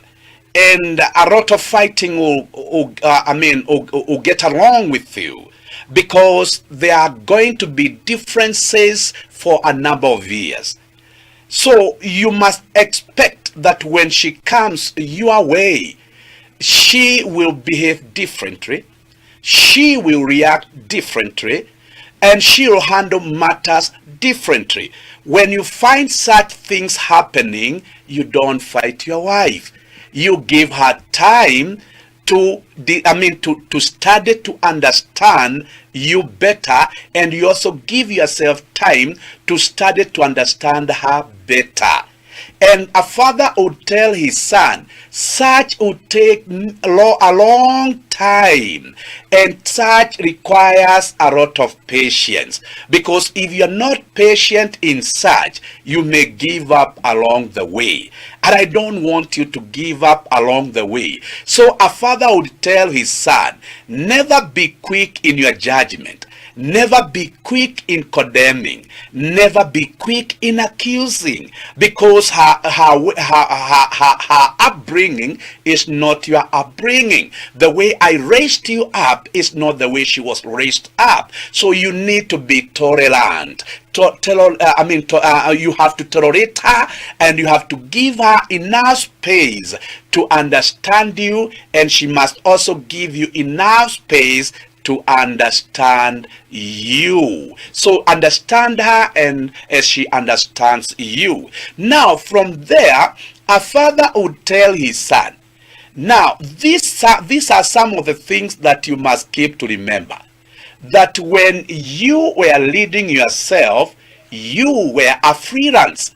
You could go whatever places that you wish, and you could eat from whatever from whatever hotel you want to go to eat, or you can spend the night wherever you want to spend the night. And the father would tell the son, when she comes, it will not be the same again. Things gonna change. It will not be the same again. Things will change. And the first thing the father would tell his son, he would tell his son that you'll be questioned on where you slept, you spent the night. You'll be questioned on where you ate the last supper.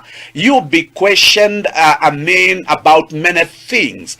And every man who is listening to me knows that we hate to be questioned. We want to control our own lives. We want to do that which we feel best. Now listen to this, every man, wherever you are, married or not married, when you allow yourself to marry somebody's daughter, be ready for many questions. Some of them may not look straightforward, and some of them may not be so pleasing, but such questions must be given some answers. If you have to grow a healthy marriage, you must be ready to respond to whatever questions that is being asked. And so I'm saying it is our weakness as men. We hate to be questioned. We hate to be asked questions. So this is something that the father would make sure it has sunk into the heart of a son, that whenever he'll be asked a question, he must be ready to respond. Whenever he'll be asked where he spent the night, he'll be able to tell it out. He'll be able to answer to that. So the father was only training his son to understand the importance of discipline in marriage, because if there has to come or if we have to develop a healthy marriage, discipline must be practiced in that marriage. And so a father would tell his son, my son, as much as we do not like to be asked questions, be ready for those questions, because such questions will help you manage your discipline, will help you behave well, and will help you do away with the wrong company. Now another thing a father would tell his son, my son, when you marry that woman, there comes a time when she will conceive. And when she conceives, she will be a different person altogether. She will start to hate you in the morning. She will start to vomit in the morning. She will develop some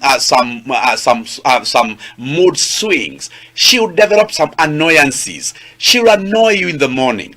She will annoy you in the noontime. She will annoy you when you are going to bed. But remember this. Every time you see her behave like that, be reminded there is somebody else who is giving pressure in her. So don't beat up your wife. Don't go cursing your wife. Don't go, talking ill of your wife. You must understand that you are getting better and you are getting enriched in your marriage. So bear the pain of getting rich. Bear the pain of getting rich. So when you see your wife behave like that, it is not time to quit that marriage. It is not time to beat her up. It is not time to lock her in the house and you go your way. It is time to understand her. Now, in our generation, in our present generation, how many sons know this? How many sons have the counsel on how best to handle a pregnant wife? wife, on how best to relate with a pregnant wife. A majority of our young people are getting into a mess, and they are getting into a losing battle every other single day. So it was important for a daddy to train his son to understand all this. And a father would not stop there. A father would tell his son, now another thing that I want you to understand is this: when she gives birth to a baby, now many things will change about her. Now, number one, her figure will change. And I know that men are attracted to many things. There are those of us who are attracted to figures, and those of us who are attracted maybe to the hair, to the looks, and to other features of her body. Now, all such with time may change. A father would advise his son ahead of time. And when such changes, my son, you don't quit your wife. You don't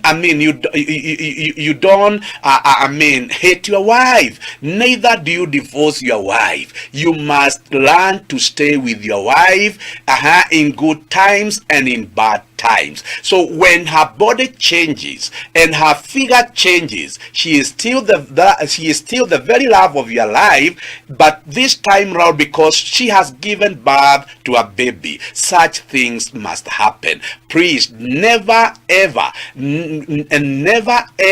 forget that she is the very love of your life, even when many things and many features about her body is changing or are changing. Now, a father would also tell his son, number two, her hobbies will change.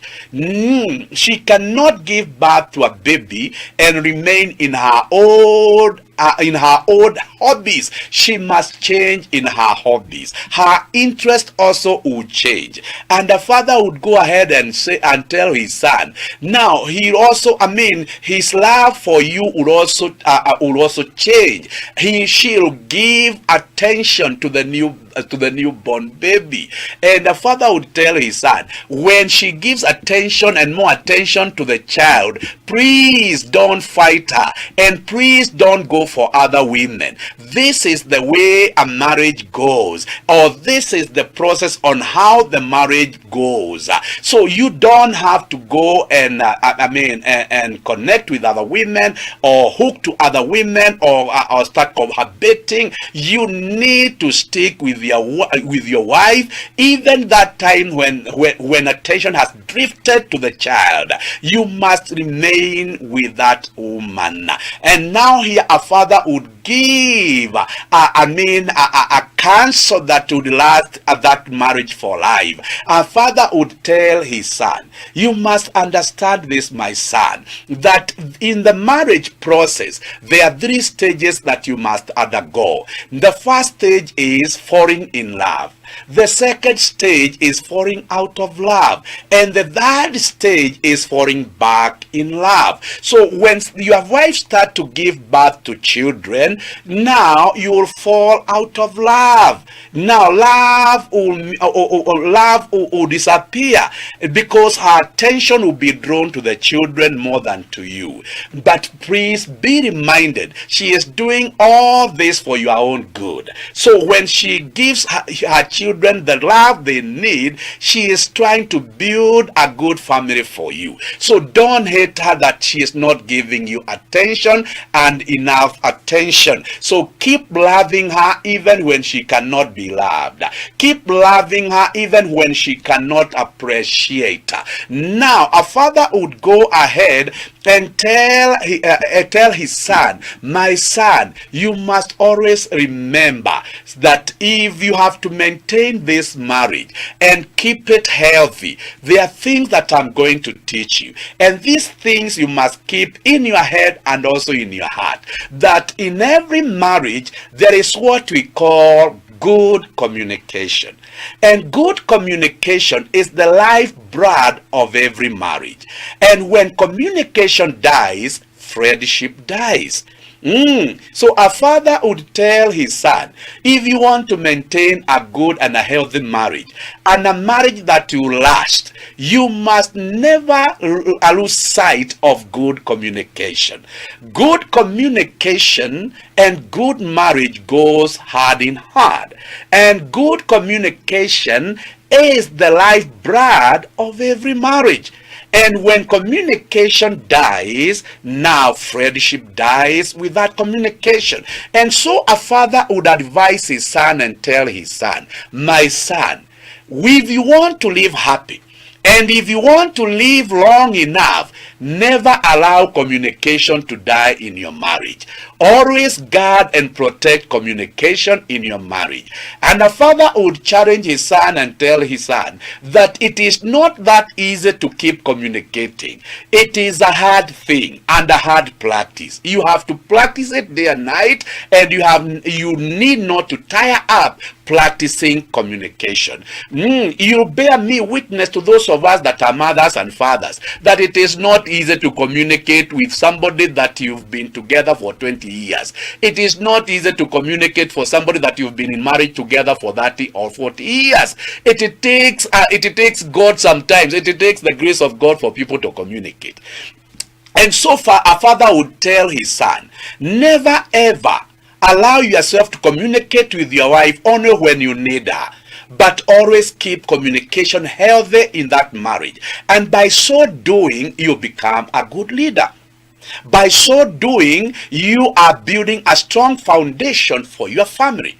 Now, something else that a father would highlight is friendship.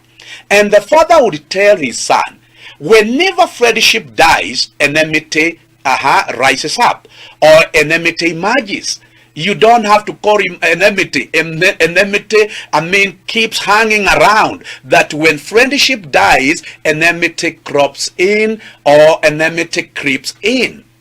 Now, a father would tell his son, be very careful not to allow that enemy in your marriage, because the moment he'll find a loophole in that marriage will be destroyed. That marriage will not survive. That marriage will be a painful marriage. And the father would go ahead and tell his son, there is this good thing with friendship. When you are friends, you have no secrets. But the moment you become enemies, you start keeping secret to yourselves. And many marriages today are only getting destroyed because there are people with their own secrets, and the secrets that they cannot let go. The secrets that they cannot discuss with their partners. Now, whenever marriage allows enmity to come in, now secrets will start to build in people's heart.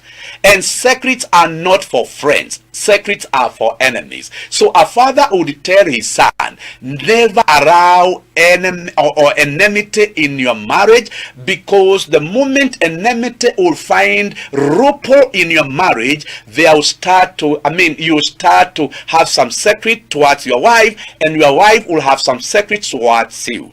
Number two, you'll never enjoy your marriage. You'll continue to endure your marriage to death. Now, a father would tell his son, when enmity creeps into your marriage, now you'll never again enjoy marriage, but you will endure marriage to death.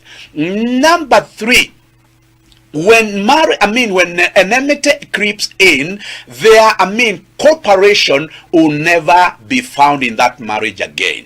And you know one thing, when we are friends, we incorporate one another in our doings, or in our projects, in our ideas, in our decision. So when enmity strikes in or creeps in, now cooperation flies away, and there comes division, and there comes people doing their own things their own way. You find that a a father in the house has his own projects and businesses of which the wife do not know about.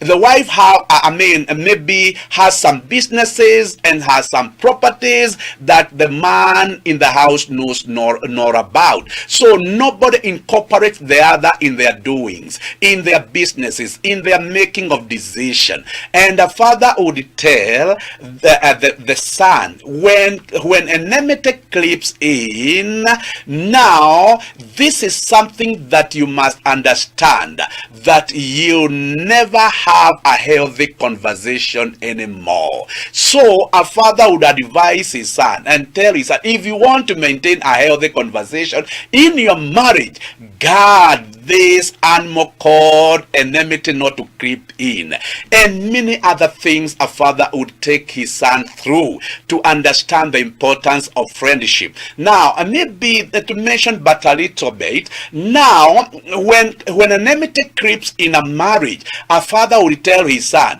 the way you are enjoying going out for coffee when you are newly married, that thing will be the thing of the past. The way you used to go out for night parties and the like, such will be the things of the past. And so guard your marriage, that communication and good communication will not die. Now, the last part, the father would tell his son, my son, it is also important that you understand this, that whenever you give somebody your time and you listen to them, such things will always develop. Number one, when you listen to somebody, now that somebody knows that you value them. Now, a father would tell his son, when you give your wife time and when the wife gives you time, that means that you value one another. Number two, when you give somebody a listening ear, and you listen to them, even when they are complaining, even when they are angry, you're only telling them, I care for you. So allow yourself enough time with your family, with your wife, because if you do not give them enough time to listen to them, many things will go wrong. Now, number three, now whenever you give somebody a listening ear, you are telling them you care for them and you protect them. They feel they have a sense of protection. They feel protected, because if you can give them a listening ear, that to them it means that you are ready also to protect them. And the last one, when you give somebody a listening ear, you are telling them they have a sense of belonging. They belong. And so you kill those many fears that build around. So a son would be advised of his daddy on how best to manage his marriage and to lead his marriage. And I want to allow all of us to understand, if we do it this way, we will not miss the way, but we are going to conquer many mountains that will rise before us, and we are going to level many valleys that are going to form before us. And so I don't want to exhaust everything. I want to keep some for the next lesson, and I know you are enjoying, but maybe some are enduring, but I know for sure a majority of us are learning something.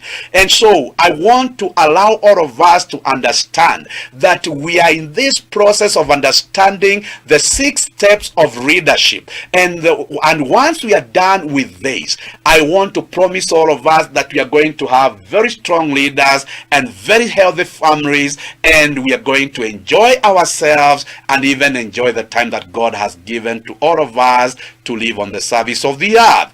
God bless you as we meet on that other lesson that is about to come. Let's switch to the other side of the studio and receive another number.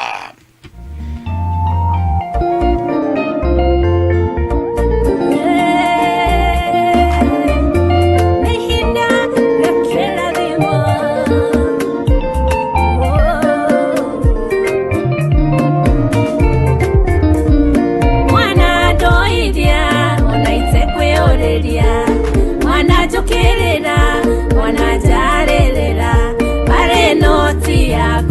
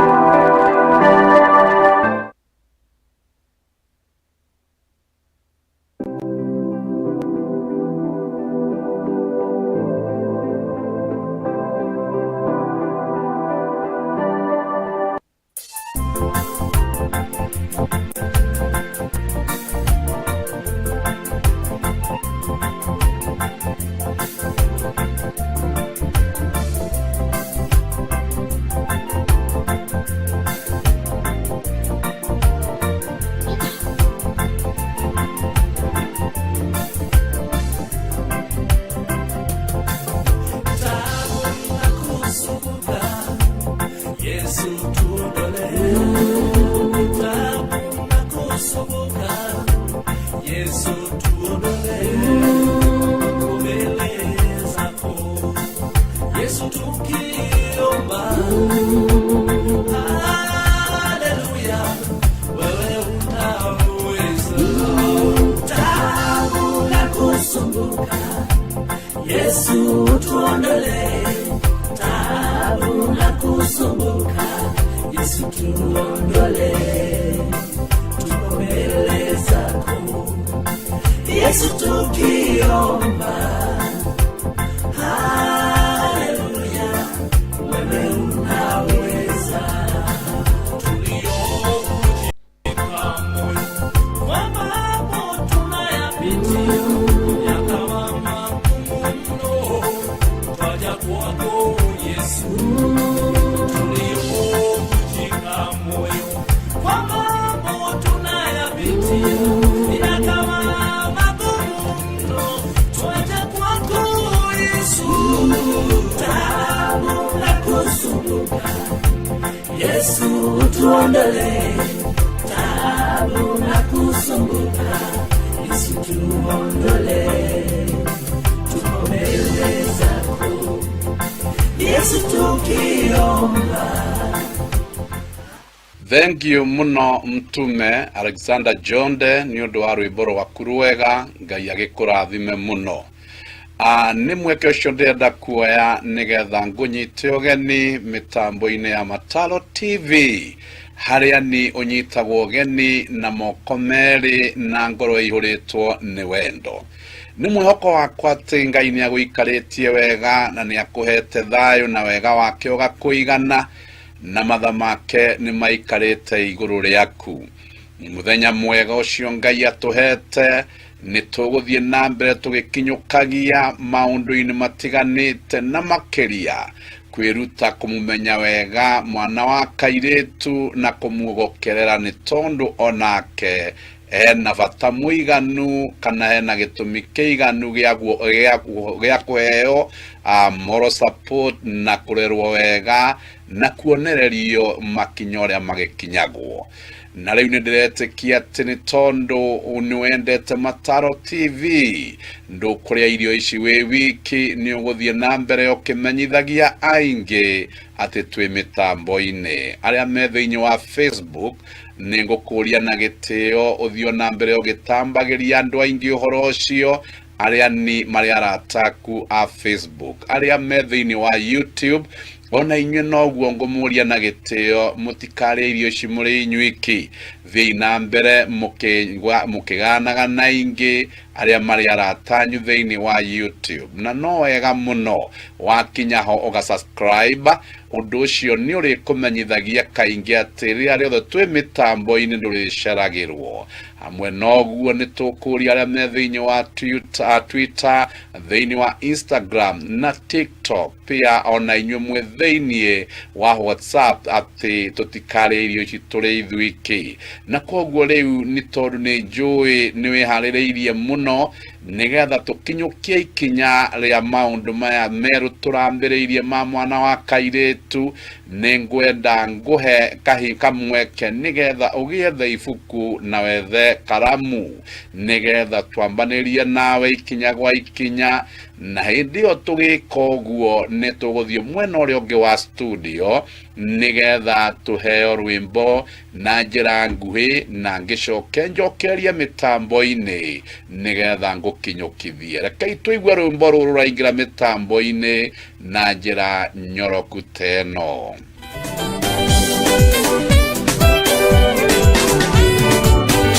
Ijaria kinya rejesore kwa video agethie Gethsemane marena mtu wake abiriire kuhoya arena ruoroike ele gĩkombe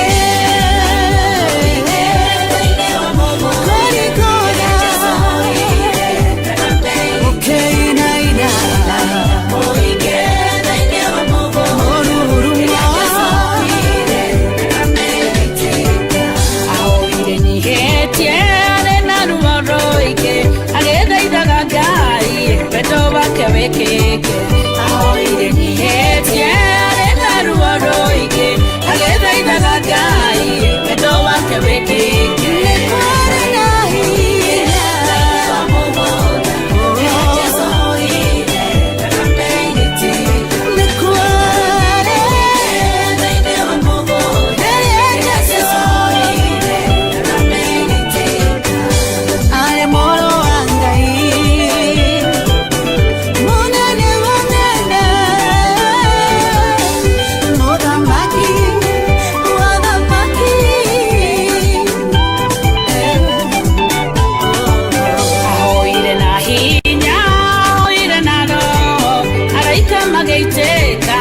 makemwekera hinya ahoire na hinya ahoire na roho araika magĩitĩka makemwekera hinya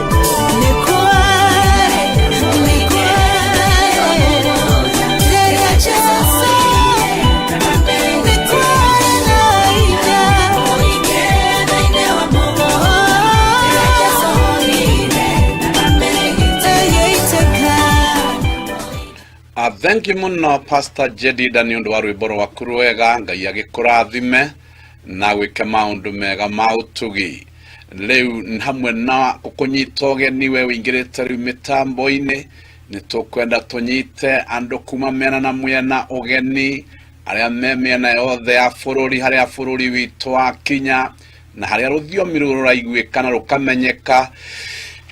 Karibu sana thiini wa mitambo na riu ningihoka ati aria me thiini wa bururi wa Tanzania aria maigua rũthiomi rũu onao nimekwa ihinda riu nigetha manyitane na ithuĩ thiini wa mitambo aria me mwena wa Uganda, kuria Congo, South Sudan, Rwanda, Burundi na kuria kungi inyuothe ni munyitetwo geni mitambo-ini ya Mataro TV na riu nituguthie na mbere tugikiambagiriria na haria turatigireire ni turaigire ati mwana wa kairetu onake ni kwenda kurumbuyo muno ni undu riria twaga kumurumbuya maundu maingi ni mahitanaga ona muturire wake ukagia na mawonje matiganite na riu turaririe maruta ma turoiga ati baba ni aprayaga role nene muno uhoro-ini wa kuhotithia mwana wa muiretu kwimenya uhoro-ini wa identity yake kana kwimenya wega ta mwana wa muiretu kana ta mutumia na riria riothe baba areherera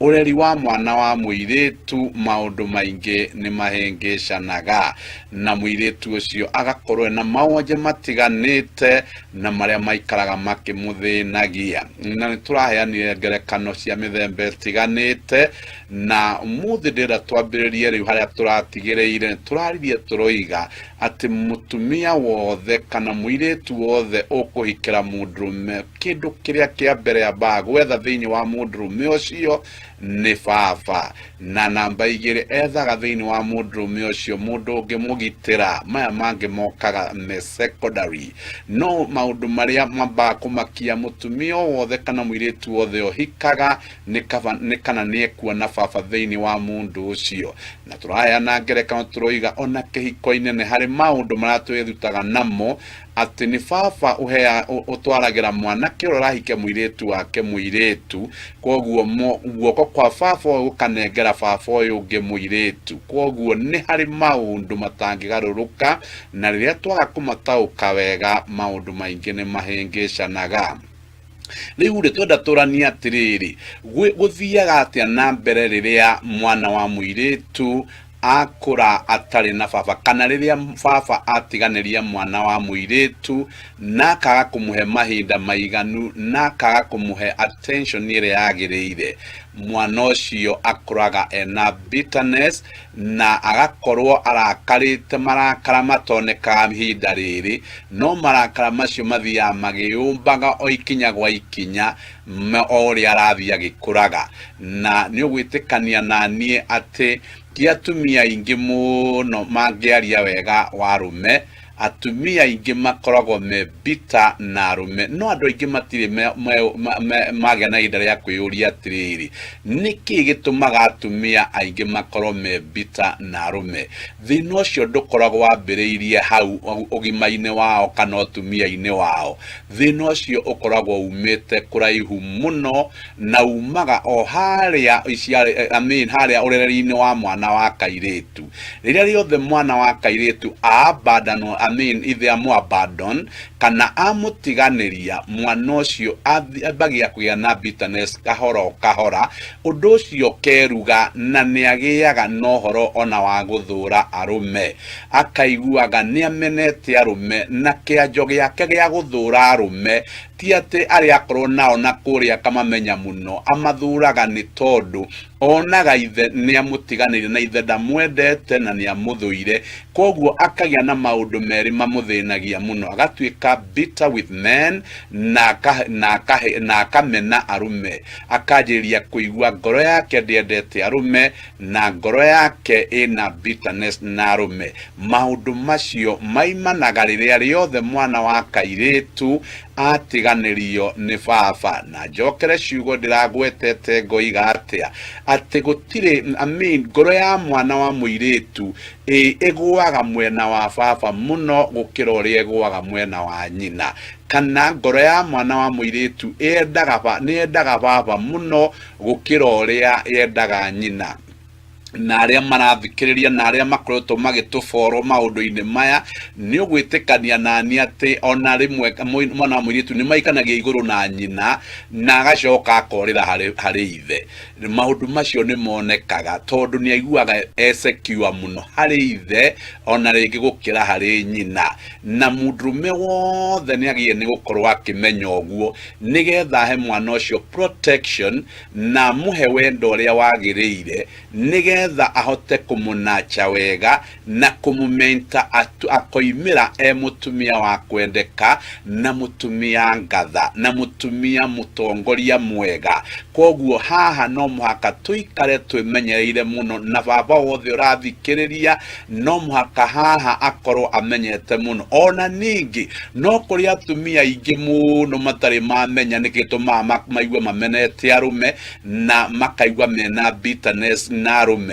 Nikĩo ndĩ mĩtambo-inĩ Mataro TV nĩgetha ngũteithie mũirĩtu we wĩiguaga ũmenete arume no kaigua wĩna marakara nao, ndagũthaitha thĩna ndwambĩrĩirie ha, ona angĩ matiĩmenyaga makoraga ũguo nĩguo makũrire mũtũrĩre ũgĩtũrwo, no thĩna ũcio ndwambĩrĩirie na haha mĩaka ĩrĩ ĩtatũ, thĩna ũcio wambagĩrĩria kuma harĩa kĩhumo ũhoro-inĩ wa kũrerwo. Koguo rĩrĩa rĩothe ũrĩkũiguaga ũkĩrakarĩra arume no kaigua ũkĩmamenania, ũmenyage thĩna ti arume acio ũramenania, thĩna wambĩrĩirie rĩrĩa baba ehereire wĩra ũrĩa wagĩrĩire, harĩa hangĩaihũrirwo nĩ wendo wa baba na harĩa hangĩaihũrirwo nĩ gũkorwo ho kwa baba hakĩihũrwo nĩ maũndũ mangĩ. Na koguo mahinda maingĩ nĩ ũkũigua rĩrĩa atumia marĩ hamwe marĩ aiki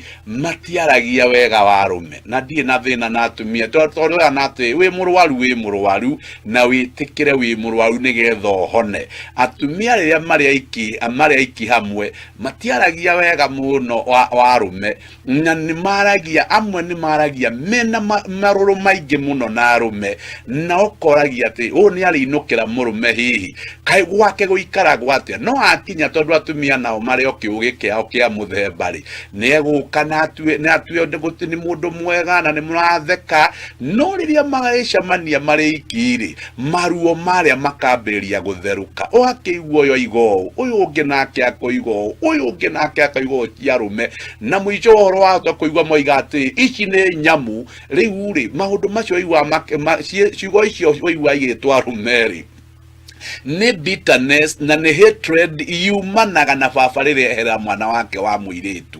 Koguo baba angĩehera mwana wake wa mũirĩtu ciugo icio ndũgaciaga na nĩkĩo kũigua ningĩ makinya handũ hangĩ atumia